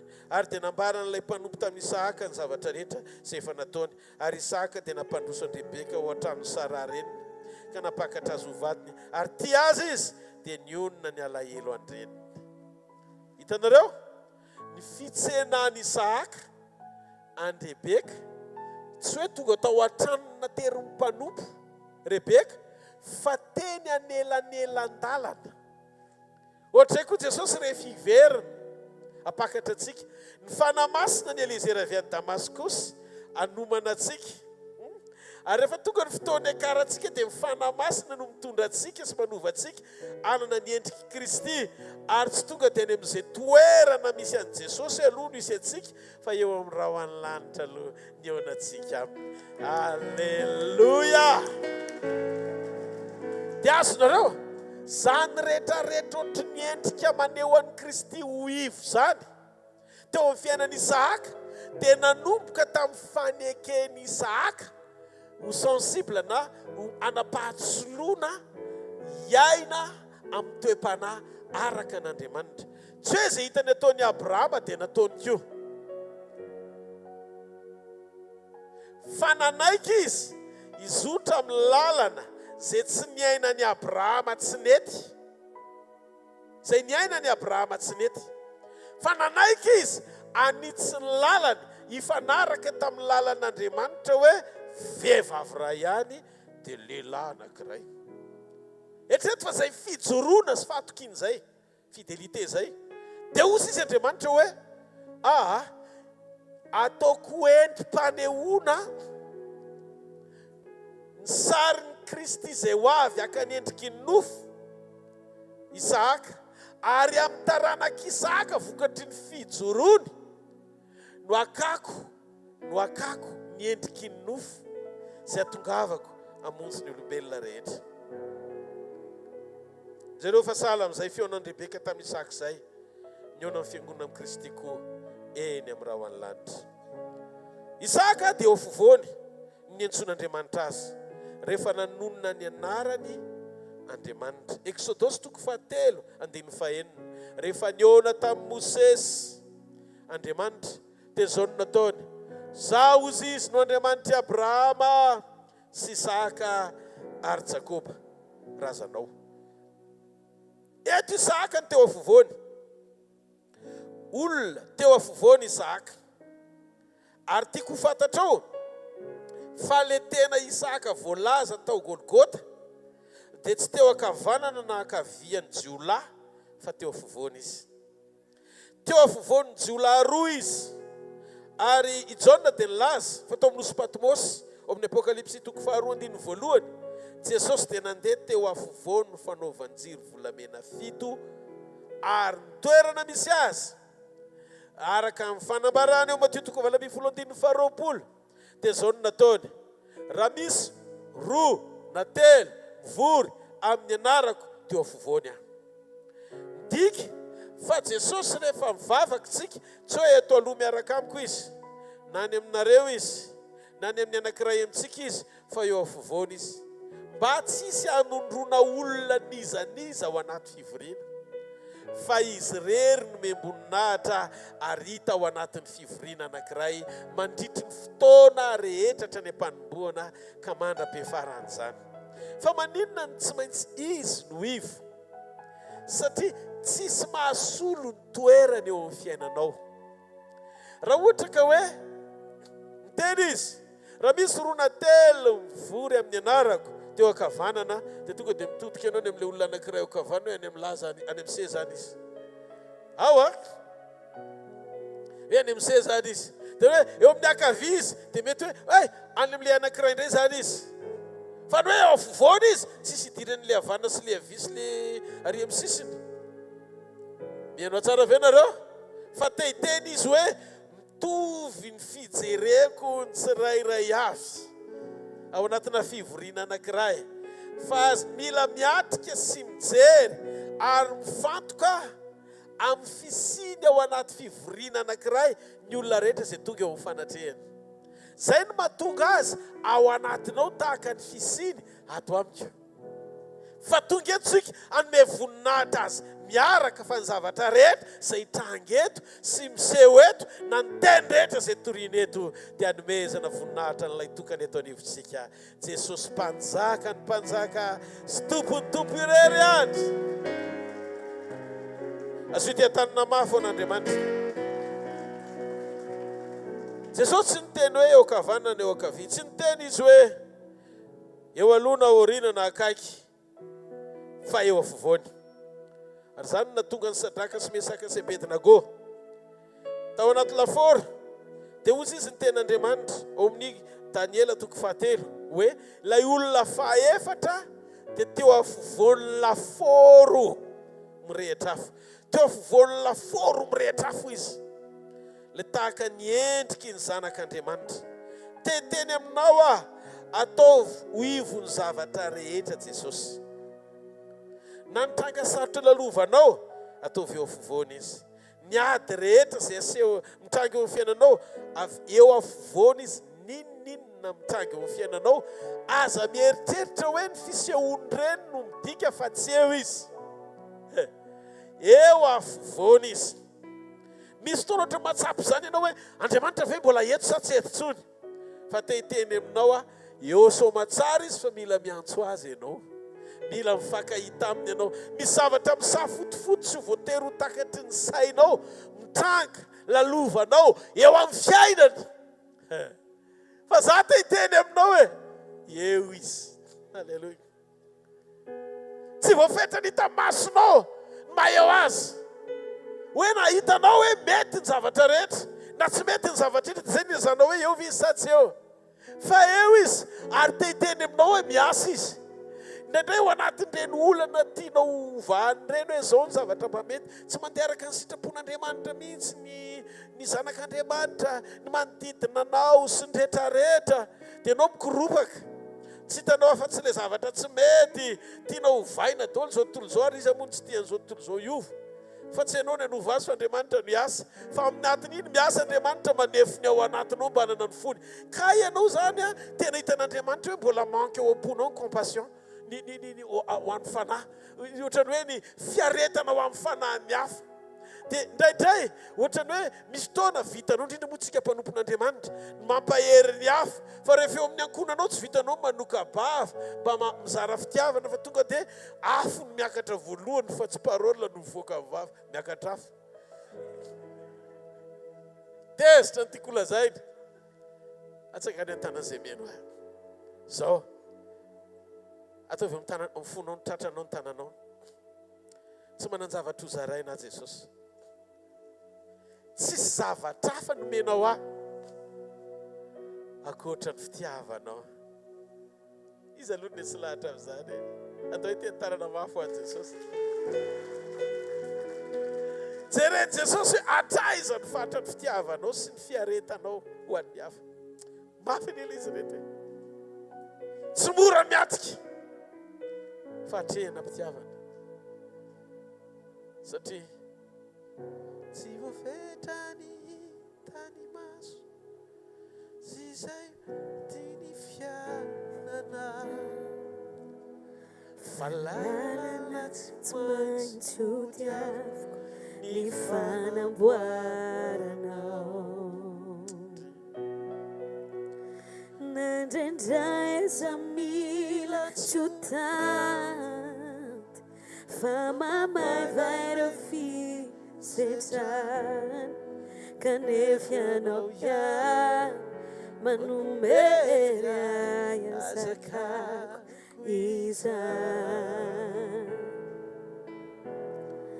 Tompo matoky aho, fa mety ny fitondranao ahy, azoko antoka ny tananao momba reo anjely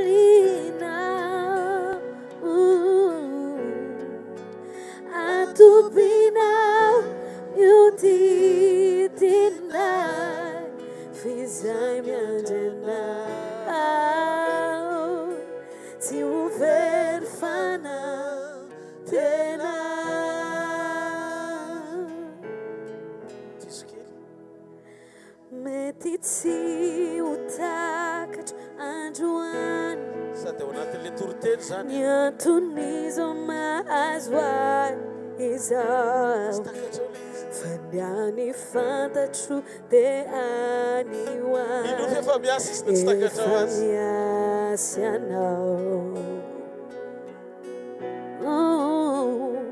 kandroso aho ijoro tsara fa tsy miova ny teninao hoe momba ianao nao ravazy izao rehetra izao tsy maintsy mandresy aho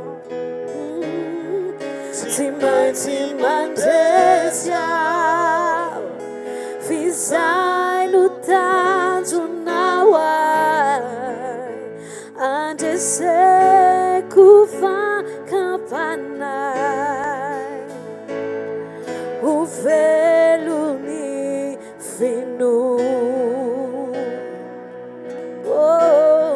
pianao no mitondra ho am fiadanana anome ay fiaina baovao velonierny teninao tumpo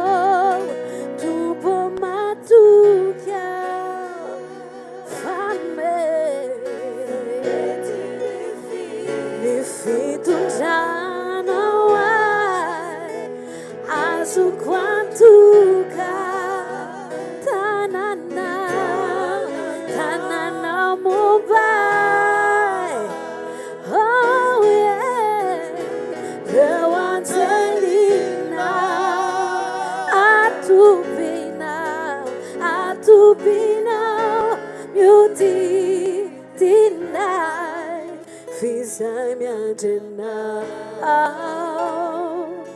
tsy ho very fanantena zay matoky anao zay matoky anao tsy ho very fanantena izay tianao Jesosy tsy ho very fanantena.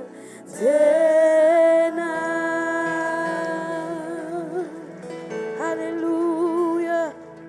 Nareo tsy mahita hoe zay mitsy le fiainana, zay mitsy le fiainana.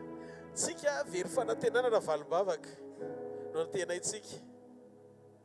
Satria ny fomba anehoan'Andriamanitra n'ilay valim-bavaka tsy voatery amin'ilay zavatra andrasantsika sy amin'ilay fomba eritreretany saintsika azy.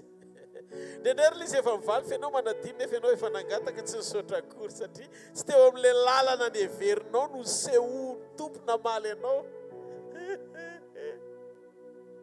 Zava-misy zany. Zava-misy zany. Tsika tsy manantena valim-bavaka. Tsika tsy manantena amin'ny fahaiza-manaony. Fa tsika manantena azy. Ary zay manantena azy sy miandrandra azy sy matoky azy tsy ho diso fanantenana mandrakizay. Amen. Za te hanarina ny fiangonana mba hisaina an'izao fahamarinana izao. Kristy fanantenantsika. Izy ny fanantenana amin'ny voninahitra. Aza mihevitra sy fatra-pamaritra loatra ny fisiny eo amin'ny fiainanao, mifanaraka amin'ilay trangana ilay fieritreretana tianao isehony eo amin'ny fiainanao. Fa ao anatin'io ady io tsy lavitra izy fa eo. Ao anatin'io zava-mampahory io eo anilanao izy mamboatra anao fa tsy manary anao. Misy zavatra tsy vita mihitsy raha tsy nandalo an'io ianao e. Fa mianara manome voninahitra azy. Halleluja. Mianara, mijoro, mifankahita aminy ao anaty ady. Fa ianao tsy ho raraka, ianao tsy ho ketraka, ianao tsy ho rava, ary tsy hisy fiadiana voaforona eto an-tany zany amely anao ka ho ambinina raha mbola eo an-tanany fiainanao. Amen. Fiainana no apetraka eo an-tanan'Andriamanitra. Fiainana no apetraka eo an-tanan'Andriamanitra. Fa tsy fitarainana fotsiny ihany.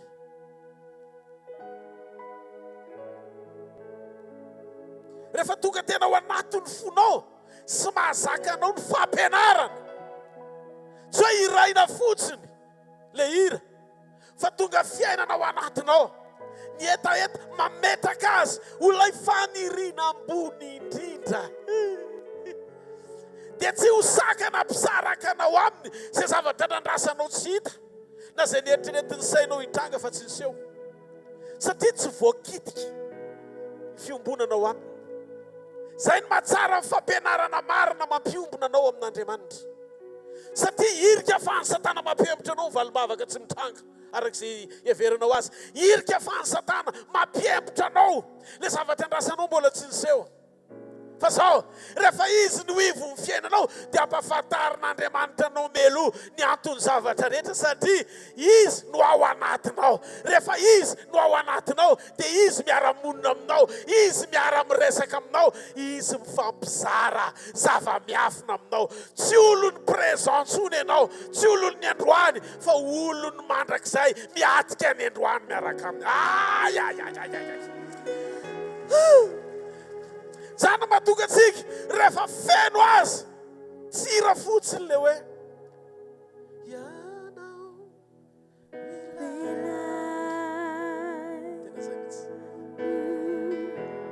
ianao miri ny foko. tena mifola izy. Ianao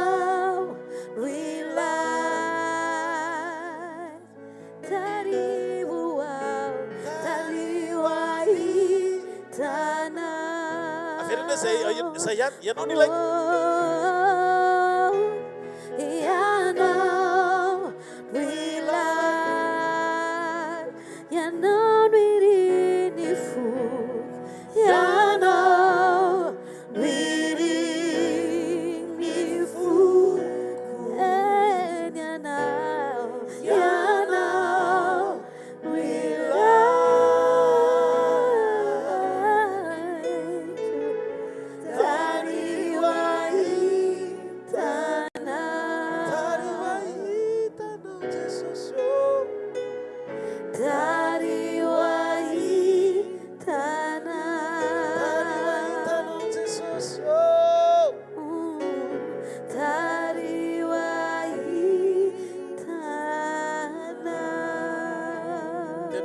Aminareo fa fifaliana sy fiadanana no mahita Jesosy.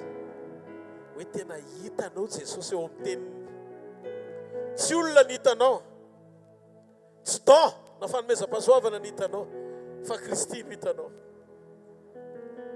Avy zany afatra tiako anairana anao mba hifikiranao aminy. Amarana amin'izay tsika dia androso no mifandraisana fohy kely izy fa tsy lava be. Fantaro fa io fiainana lalovanao androany io misy atsika androany io, zava-misy fa tsy fahamarinana. Réel ny fiainanao eto an-tany fa tsy vraie vie, tsy tena fiainana eto an-tany. Rehefa miverina eto an-tany ny olona anankiray avy nandalo tsy fahatserovan-tena, dia ohatran'ny manofy izy miverina eto. Ianao androany io zany miaina ao anatina rêve. Hozaraiko aminao le izy, hozaraiko aminao. Angamba ianao mety efa nanofy, dia ohatran'ny hoe olona tena miaina tao anaty nofy zany. Fa rehefa mifoha avy eo dia ay le izy, le nofinao nofitsinao iny kay tsy tena marina. Ohatra, mety efa nandalo an'izany daholo tsika. Tena ohatran'ny nanofy ianao hoe tena sakafo be mihitsy. Dia taitra rehefa avy eo ianao kay reo fandrina fa tsy tena mbola tabatra akory ohatrany. Izy daholo le efa nandalo an'izany mba tsangany hoe tanany izay nandalo an'izany. Tena kay ny olombelona rehetra zany ohatr'izany daholo. Dia andao porofoko aminao fa le zavatra iainanao ohatran'ny marina androany io, tsy fahamarinana io, fa saritsarina fahamarinana ao anatina réalité na zava-misy. Ty tany ty zay iainantsika dia zava-misy. Fa ny tena marina sy fiainana tena tokony anao dia tsy ty eto an-tany ty fa le mandrakizay zay nomaniny Jesosy ho anao. Azonao veriko ave fa ibetsaka izay mampahery olona dia zavatra tena hitany masonay zany. Aorian'ny fahafatesan'le mpivady tena hitanao mifankatia be teto amin'ny fanatrehan'Andriamanitra, tsy mifankafohy ireny ka lasa ny anankiray vao mandeha ny taona dia lasa vadin'olona le vady tianao satria anao efa maty. Enoy a iza ary inona ny atakalinao ny tena fiainana amin'izay mety ho aliko ny fiainana mahafinaritra lalovanao eto tany ka mikiranao ny fonao anakalozanao an'Andriamanitra io. Iza ny tianao ambony no Jesosy? Paster zay mandray olona be dia be. Mahafantatra zay fa misy mpivady tena mifankatia betiny Jesosy raha tsy mifankatia mpivady. Satria zay le endrika hitarafana ny zavatra ho avy eny an-danitra. Fa na tianao ohatry ninona aza ny vadinao, ny zanakao sy ny ankonanao, aza takalo an' Jesosy zany. Aza takalo ny toerany zany. Fa raha misy tokana tena afaka ahaizanao mitiny manodidina anao, dia ny fanananao antoka fa ho anatinao ny fitiavany. Ray aloha zay. Zany hoe raha adiky zay ny heverinao fa anao androany nametrahanao ny fonao, dia ho an'olona rehefa tsy eo ianao ninona niza na iza.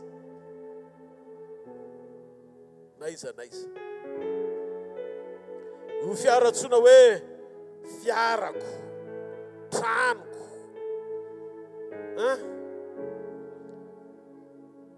antsoina ihany koa hoe taniko. Raha vao tsy eto an-tany ianao ka mikipo ny masonao, dia tsy hanao tsony io fa ho lasa fiara sy trano an'olon-kafa indray. Indraindray aza dia mety ho lasa n'izay mitsangana ho fahavalonao fa mbola miaina eto an-tany le zavatra ny heverinao fa niadivana taminy. Amboary io fo io e! Amboary io fo io!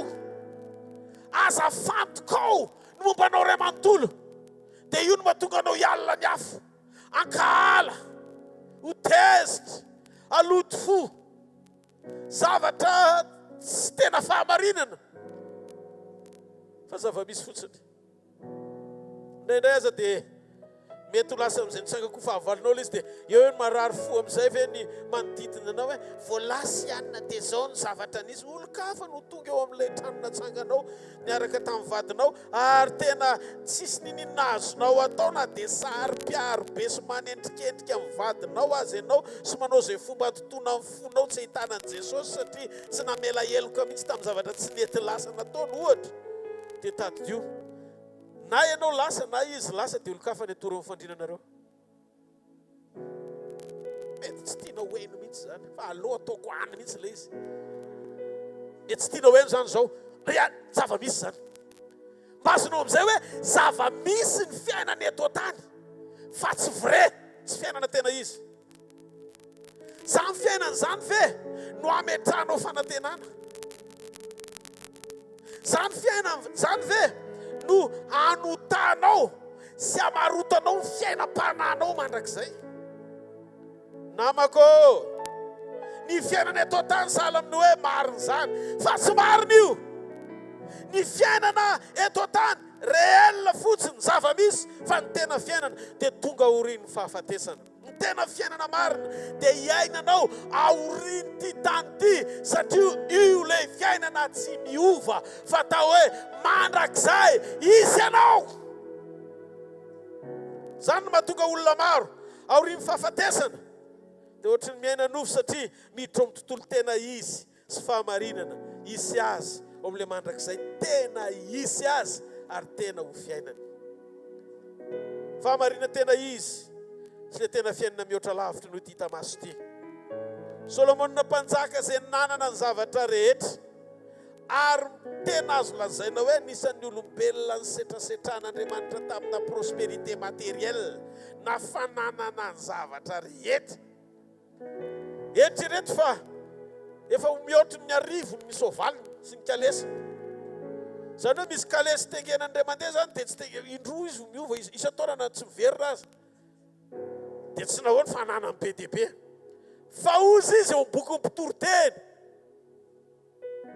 fiainana eto tany ozy izy vanité zava-pôna ny olona nanana indrindra teto tany no ny aiky fa zava-pôna ny zavatra rehetra ianao metraka ny fonao amin'ny zava-pôna ny olona nametraka démission anao nametraka demande tena misy zavatra tsy azo misy zavatra tsy azo tsika tsy hoe akory leony miainana e fa ndao tena hiaina ao amin'i Jesosy sy nareo mantsy mametra-panontaniana pasteur Rodolphe ianao rehefa mitony maninana sy nao fahampatongava-tsaina ohatrany misy tsindrona zany ohatrany hoe zay mihitsy tena ohatrany hoe za mihitsy ve nitorino tena tsy manomana toroteny ho an'olona tsisy fantatro ny fiainanareo naray ary fa mpitenen'ny tompo fotsiny dia samy tonga sainana zany anareo satria na za koa raha mihinana ao anatin'izany asyteka mato famererana le izy aoriny fahafatesana ny akanjonao ny kiraronao ny fiara ny trano tsy anao tsony jereo masony eo akaikinao dia teneno izy le tsaranao rehetrarehetra eto reno e le mahasarotiny ianao reny tsisy anao reno e rehefa miala eto ianao dia jereo masony aza mametraka fo amin'io zany hoe ampiasao fotsiny amin'izay ampiasana azy fa Andriamanitra hoe Andriamanitra manana ny tena izy ho anao enoy azonareo enoy zao ny lazain'i Jesosy tamin'ilay mpanan-karena amin'dio fa nanao ohatra dia ome malahelo dia narakitra tsara ny an-tany ohatrany hoe olona tsy miasa saina zany Jesosy miteny an'izany raha ohatra zao ka le olona le mpanan-karena zao nijery anazy ohatrao misy misolomasoko mba hitanareo fomba fijery mety nijery ohatr'izao le mpanan-karena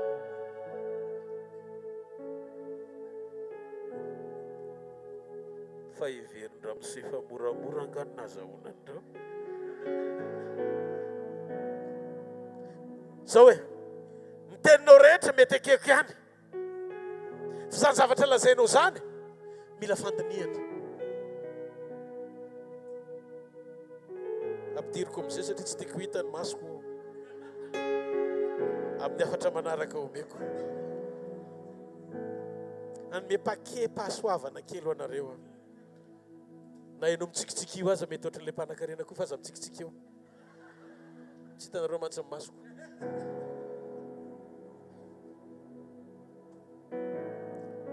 tsy azon'ilay mpanan-karena le zavatra tiany Jesosy lazainy izy Jesosy hoe aza mametraka fo amina illusion sy réalité fa mametra fo amina vérité absolue dia ny tenin'Andriamanitra izay tsy miova fa maharitra mandrakizay zavatra mandalo saritsariny eto tany amaivaniny Jesosy amaivaniny satria izy efa mahita hoe ny tena fiainana ao aminy fa tsy amin'ny fiankinana na fametrahana fo amin'ny zavatra rehetra alleluia ary ny anankiray mbola enjakenjana kokoa tiako anairana anao mba hatonga anao tena hifiky tamin'i Jesosy sy tia azy tsara na io vatanao io azy zay antsoina hoe malala na tsy tonono ho vatanao tsisy olona tsy manao malala ny tenany zany vao miala eto ianao etan'io tsy mipetraka ao anaty fiara ao ambony seza fa any ambony porte bangage na ampidirina ny anaty sota zavatra narenao ohatr'izany ve ny tomponao maninona ny tia tena maninona ny mialina ny afo maninona ny tsy mahay mizara fitiavana fa maninona ny hevitena ho zavatra samy ho bagazy ihany ray androany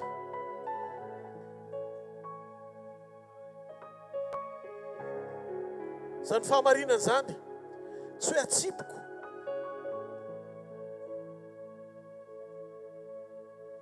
mba horenao fotsiny fa mba misy saintsainanao hoe tomody ro fahamarinana tokony hijoronao alalanao ny tokony ho fiainana iainanao eto ambonin'ny tany zavatra rehetra mandalo sy miserana akory dia anaitranao fa raha mbola velona ianao dia raisy Jesosy ho tompo sy mpamonjy ny fiainanao manokana. Aoka ny fanantenanao ho ao amin'ny Jesosy rery sy ny fiainana mandrakizay any. Ao amin'ilay fiainana tena izy Jesosy no lalana sy fahamarinana ary fiainana. Vatolampitsy vatolampiko ianao andry mafy mampitsoro vatolampy vaovao vatolampy tsy mikoro vatolampiko ianao mafy mampitsoro vatolampy vaovao eny iainako toroko anao tsy atakalo kompisolo vatolampiko ianao ny fiainako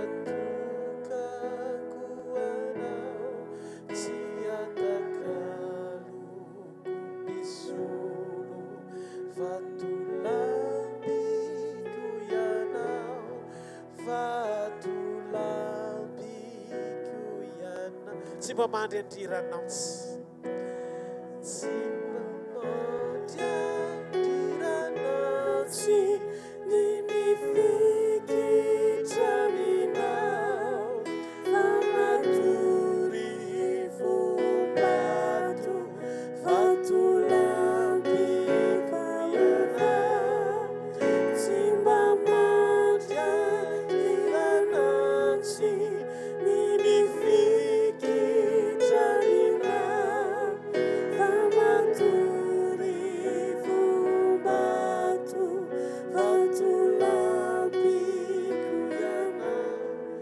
vatolampiko ianao. Jesosy no lalana sy fahamarinana ary fiainana. Ataontsika ekipikely masika dia andinika tantaram-piainan'ny zanak'olombelona sy namonjeny Jesosy azy. Meo lanja ny famonjeny. Raha mandalo tahaka an'izany izao rehetra izao, raha miserana ihany koa zavatra rehetra ny olombelona tahaka ny fofinaina mielona ny nofinofiny tany rehefa hiala eto an-tanysika. Indro ny tena fiainana tolotro anao, le tena fiainana mandrakizay, le maty sy hamonjy anao mba hanananao ny endriky ny ray izay very teo amin'ny fiainanao. Tonga izy, tsy hanosy botanina anao na anameloka anao. Tsy tonga ihany koa izy andatsy na hitanisa ny fahatsoanao. Tonga izy miteny aminao hoe zanako, ny tena rehetra ilainao eo amin'ny fiainana dia ny fanananao antoka ny fiziko. Ilay fiainam-baovao ao anatinao. Fiainam-baovao anahafanao ilay tena fiainana ny razan'Andriamanitra. Irian'Andriamanitra hiainana manomboka izao. Izao lazainy Jesosy. Aza manamelo tena mandeha ao anaty lalana ety. Mandrosoana tsy tanteraka aza. Fa izao conseil omeny. Raha sendra misy tsy nety natao, miarena dia mandrosoa, dia aza miverina amin'izay efa nibebahana. Fa arakaraky ny androsoanao no ahitanao ny fahatsarany, lehibe kokoa mihoatra no nahitanao azy. Dia ho aloha. Satria tsy tonga izy hijery anao amin'ny fahatanterahana, fa tonga izy hanovanao ilay tsy tanteraka mba hanahaka ny endriky ny fahatanterahana. meteza andray ny asa sarobidy izay nataony Jesosy. Atao fitomobana ao anatinao ny firehetana amin'ny fitiavany, mba tsy hanotanao aminy, sy handehananao sahasaha iaina amin'ny zavatra mbola mety mampalahelo azy. Fiangonana verena amin'ny sitrapony ray. Atao sarobidy eo am-ponao ny sitrapony ray. Zay ny antom-pisiana sy fahavelomantsika aneo an Kristy sy ho vavolombelony. Averiko, ianao sy témoin de Jéhovah. Satria ny témoin de Jéhovah Jesosy rery. Izy natateraka sy nafeno mifepetra ny Jesosy, fa mifepetra ny fahatanterahany ray. Fa amin'ny asan'ny apôstôly toko voalohany 19 zay rehetra mifenona ny fanahany, isika témoin de Jésus. Vavolombelony Jesosy sika. Satria izy no mila hitataratra amin'ny fisitsika, amin'ny fiainam-baovao rehefa nandray mifanahitsika. Ry olom-baovao manapa-hevitra iaina amin'ny fiainam-baovao. Avelao hitasoritra eo amin'ny fiainanao ny fisiny famasina izy, ny fisiny famarina izy. Raha tahaka an'izao tontolo izao ihany no iainantsika ny fiainam-baovao, dia tsy olom-baovao ianao, fa manana titra hoe vaovao fotsiny. Fa ianao taloha ihany io, saingy mba te iseho amin'ny endrika vaovao. Miantso anao Jesosy, iaina amin'ny fiainam-baovao, ijoro amin'ny tena maha-kristianina anao. Zany no ilainy Madagasikara, zany no ilainy izao tontolo izao. Ny olona ijoro vavolombelon'i Kristy, mba hanahaka an'i Kristy sy ho tafony manodidina, ahitany fa ny fiainanao miteny lavitra noho ny zavatra toriana sy ny zavatra zarainao. Amin'ny fahatahorana an'Andriamanitra, amin'ny fijoroana amin'ny sitrapony, indrindrindrindra amin'ny fandehanana araka ny teniny. Akopio masonao, no tsy kivavaka hiteny amin'i Jesosy. Tonga eto an-tongotra ao aho, fantatro amin'izao fotoana izao Jesosy, tsy tonga ianao hanameloka, tsy tonga ianao hitanisany fahatsoka, fa raha mbola isa velona dia misy antenaina. Eto an-tany Jesosy no manomboka amin'ny fiainan-danitra. Aza velo zay iainana tena lanitra nefa tsy tia miaina ny fiainan-danitra dia ny eto an-tany. Pio zay, mety miseto zay eny an-dalana dado, tery ny lalana. Fa matoko mifanampianao zay fa hijoro zay hanapa-kevitra Jesosy. Maneny zay ny amin'ny fahadisoanay, ny amin'ny fanapa-kevitra diso, nampadeferana ianao. Ty zay Jesosy. Eto Jesosy, eto izy. Eto Jesosy. Miaraka amintsika izy. Jereo le masom-pitiavany jery ianao. Alay sary an-tsaina. Tsy le bedy amin'ny fahasiahana, fa le honena hoe tiako anenao hoe. Raha iaina ny fiainako ianao tiako. Sa tsy tahaka ny olona tonga handatsa anao, fa tonga ampatsiaro anao ny fitiavako. Fitiavana mandrakizay zanako ny tiavako anao, zany mbola hamparetako ny famindrapoko anao Jesosy. Miova amin'izay zany zanako zany. Ende tsara dia mijoroa amin'ny sitrapoko, fa tsy mahafoy anao tiako ianao, asan'ny tanako ianao, tsy hareko mandrakizay ianao. Misaotra amin'ny famindrapo Jesosy. Misaotra indray e, misaotra indray. Fa vao isa maray zany. Andro zay mandoalika eo anatrianao, mifonay manontolo. Manaiky toetra ao amin'ny sitraponao. Manaiko anao Jesosy. Oka mombanay manontolo sy ny makasika anay ho anao. Manam-piavinao eny amin'ny raha lanitra. Oka tsisy anankiray izay tonga eto ka tsy hanamariky ny fampakarana. Aza velo variana eto, mba hikerizay rehefa programanay fa indraindray mivavaka atao angaikaingana satria sotara amin'izay programa tokony atao. Fa mbola mamaly any ianao hoe satria fitiavana.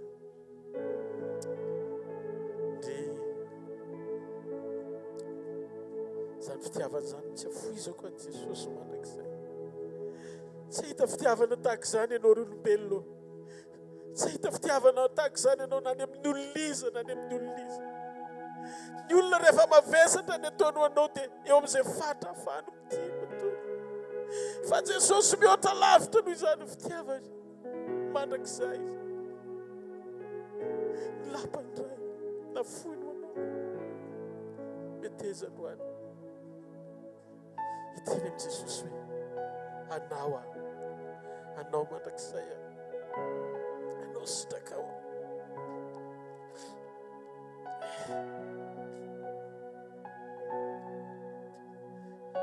Mahoantsika rehetra zao fanoloran-teny zao androany maraina ho fiverenana avereny miaraka amiko zao vavaka zao. Jesosy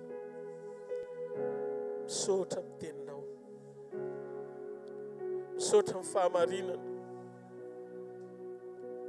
Tia Jesosy mamondrafo amiko, mamelany fahotako rehetra.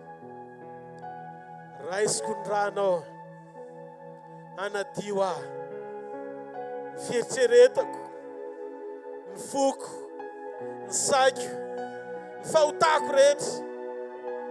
Olo-baovao aho. Jesosy eo, midira tompoko, manapa tompoko, manjaka tompoko. Aoka tsy aiso tompoko ny fiainana ny anarako. Anao mandrakizay aho. Misaotra Jesosy fa novonjenao aho. Anao aho. Misaotra Tompo. Amen. Jesosy tompo tamin'ny alina izay namadiana azy. Dia nandray ny mofo izy. Ary rehefa nandray ny mofo izy dia nivakiny. Dia izay tiany tenako izay vakinao anareo. Zao nataovy ho fahatserovana. Ndao hisaotra azy. Misaotra Jesosy.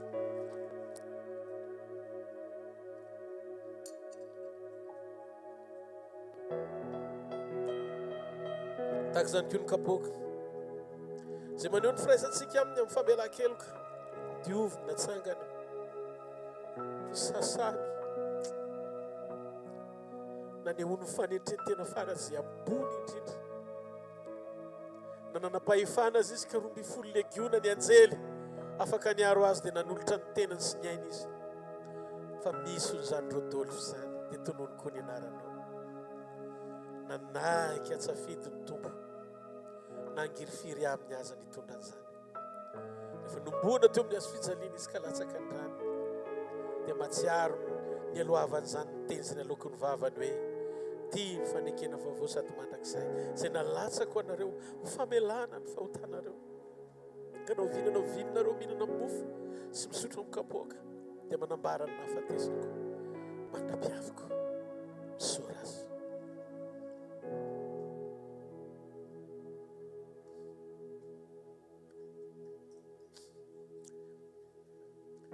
Misaotra ny amin'ny rahanao Jesosy. Misaotra ny amin'ny rahanao. Misaotra ny amin'ny ainao izay nalatsakao. Misaotra amin'ny famonjena vitanao. Misaotra amin'ny fanekenao mbola iombona aminay ara-dalana aminay. Hiaraka aminay mandrakizay. Ho anao mifankasitrana Jesosy. Amen. Tao ity an-tanana mafy ho an'ny tompo. Mazoto toerana vetivety aza mbola misy mihatsika fa mbola hivavakantsika aorian'ny filazana. Ary aorianan'izay dia andray tsodranotsika ho amin'ny fotoana androany.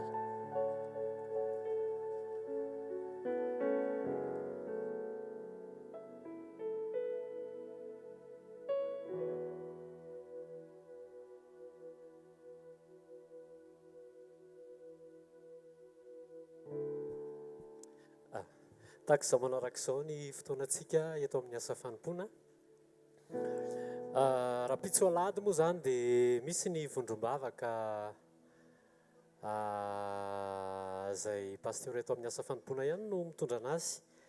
Dia raha ohatra ka tsy manana fotoana iangonana ianao, tsy manana fotoana hanompoana ianao, dia afaka manantona ireny pasteur ireny dia manontany hoe manontany ny karazana vondrombavaka dia azavainanao hoe atsy sy atsy no misy. Ny manomboka amin'ny alatsinainy kosa dia sekoly tsy miova ny toerana fa ao amin'ny shopio Analakely rihana faharoa alatsinainy talata alarobia amin'ny 7 ka hatramin'ny 7 ora sy sasany. Ao amin'ny shopio Analakely rihana faharoa ny alatsinainy dia sekoly sekoly famana olana ny talata sekoly fanasitranana ary ny alarobia dia sekoly tokantrano fitahim-panary fanambiana toetra. Ny fifadikanina izay fanaontsika isaky ny alakamisy dia hatreto aloha mbola ho confirmena ho amafisina amintsika ny fisinina tsy fisiny amin'ny alakamisy zao amin'ny shalom mantanymena fa afaka manao izany kosa isika isa tokantrano sy any amin'ny toerana izay ahafahantsika mitokana sy miombona amin'ny Jesosy. Ny azoma dia ao amin'ny trampokon'olona Analakely isika no mivory manomboka amin'ny 4:00 averiko misy ny fotoana ao amin'ny trampokon'olona Analakely isaky ny azoma amin'ny 4:00 izay rahantsika mandray fampianarana tena hoe mampitombo antsika amin'ny fiarahana amin'ny Jesosy isaky ny amin'ny 4:00. Ny sabotsy amin'ny herin'ny androany dia miverina eto amin'ny centre hvkl bypass isika mandray teny manao fiombonana manao communion rahantsika ohatran'izao. Ankoatran'izay dia misy ny onjam-peo izay ahafahantsika manaraka tsy tapaka ny toriteny izay atao eto amin'ny asa fanompoana FM 90.8 teneno eo akaikinao hoe manaraka an'ilay onjam-peo ve ianao dia antanio izy FM firy moa izy teo firy mivalina FM 90.8 io onjam-peo io dia mitovy maritra efa ahafahantsika manaraka azy na eto Antananarivo na any Antsirabe na any Mahajanga na any Antsirono Mandidy.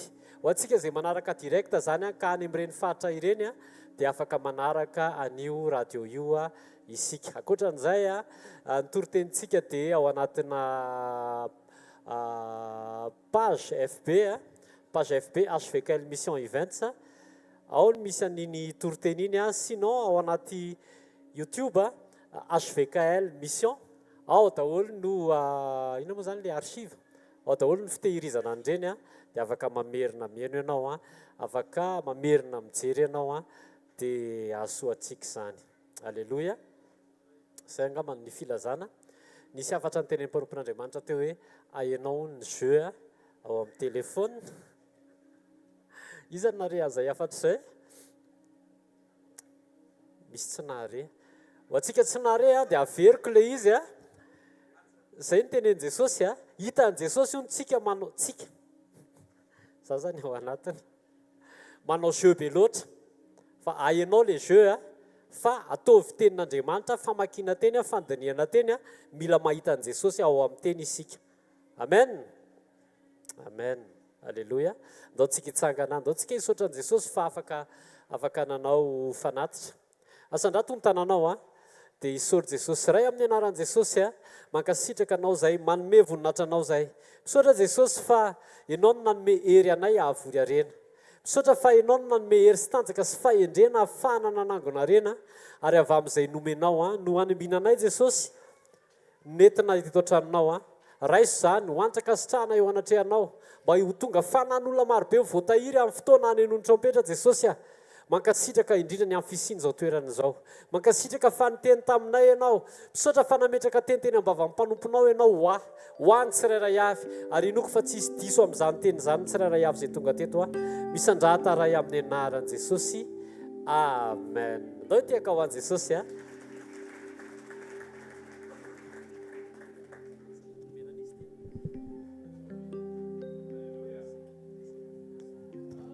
Alleluia. Firy aloha faly androany fa niteny tamin'ny Andriamanitra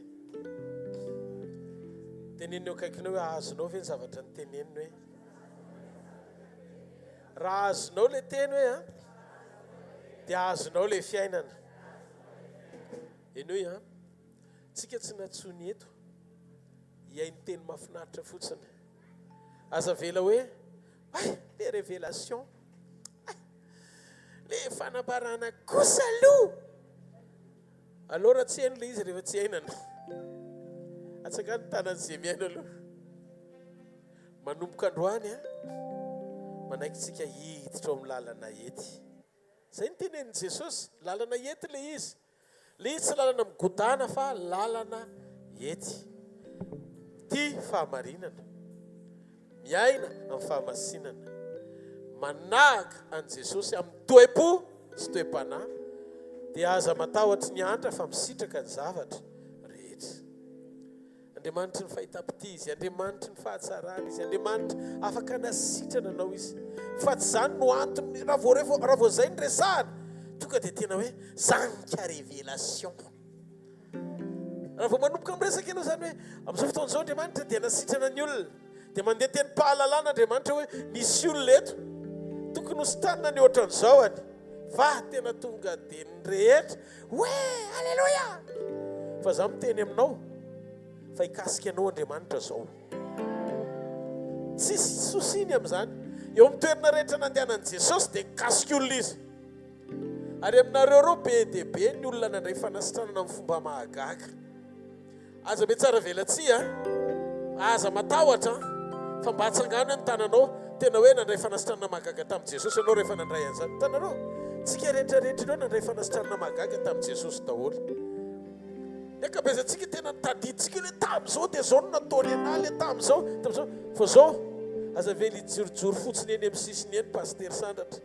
Manatona azy dia avereno amin'i Jesosy mivoninahitra. Dia zao rehefa mijoro vavolombelona ety, na niantso anahy ianao, na niantso amin'ny paster Lovo, na niantso an'izay teknisianina Yatsa mivavaka ho anao, na niantso choral, aza manonona anarana mpanompon'Andriamanitra sy olona ety aloha.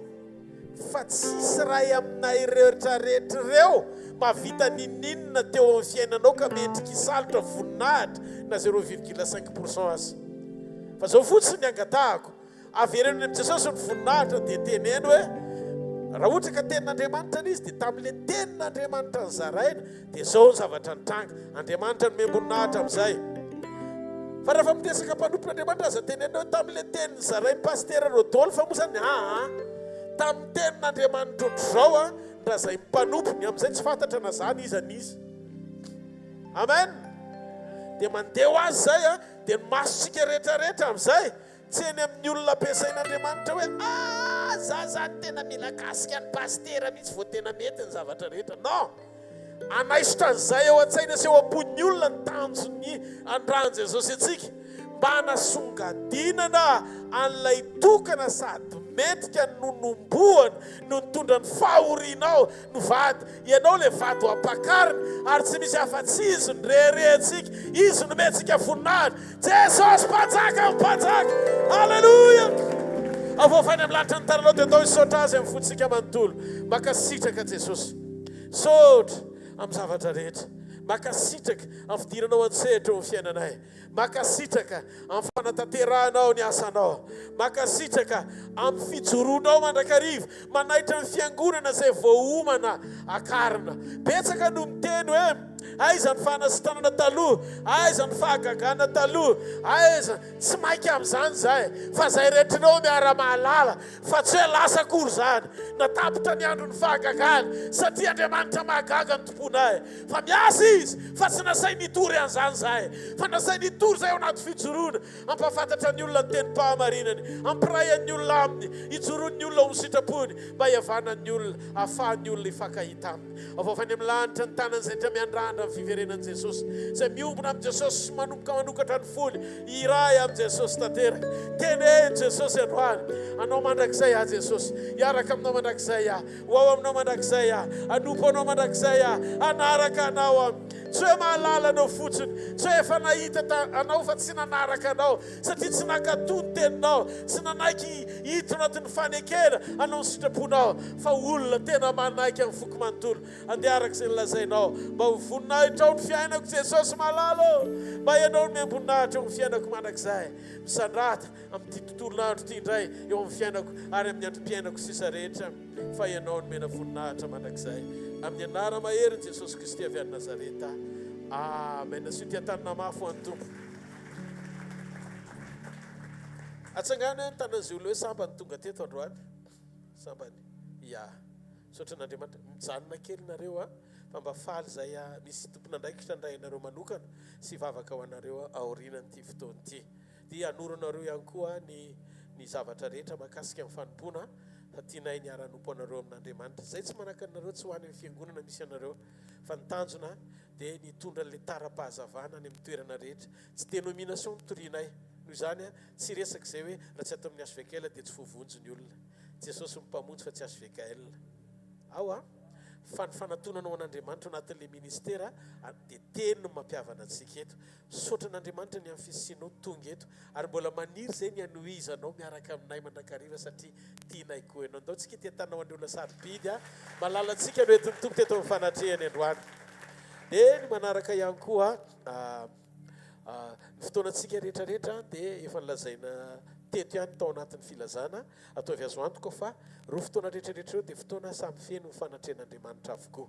Noho izany atao avy azo antoka fa olona mafana ao amin'ny fanatrehany ianao ary tia ny fanatrehany. Ray sotrodrano izay tononoko amin'ny anaran'i Jesosy. Hitanareo anie Jehovah ka hiaro anareo. Famindrapiratra ny tavany aminareo anie Jehovah ka mindra fo aminareo. Ananatra ny tavany aminareo anie Jehovah ka menareo fiadanana. Amin'ny anaran-dray sy ny zanaka ary ny fanahy masina. Amen. Teneniny eo akaikinao hoe zao hoe mety rehefa avy eo Jesosy nitonga.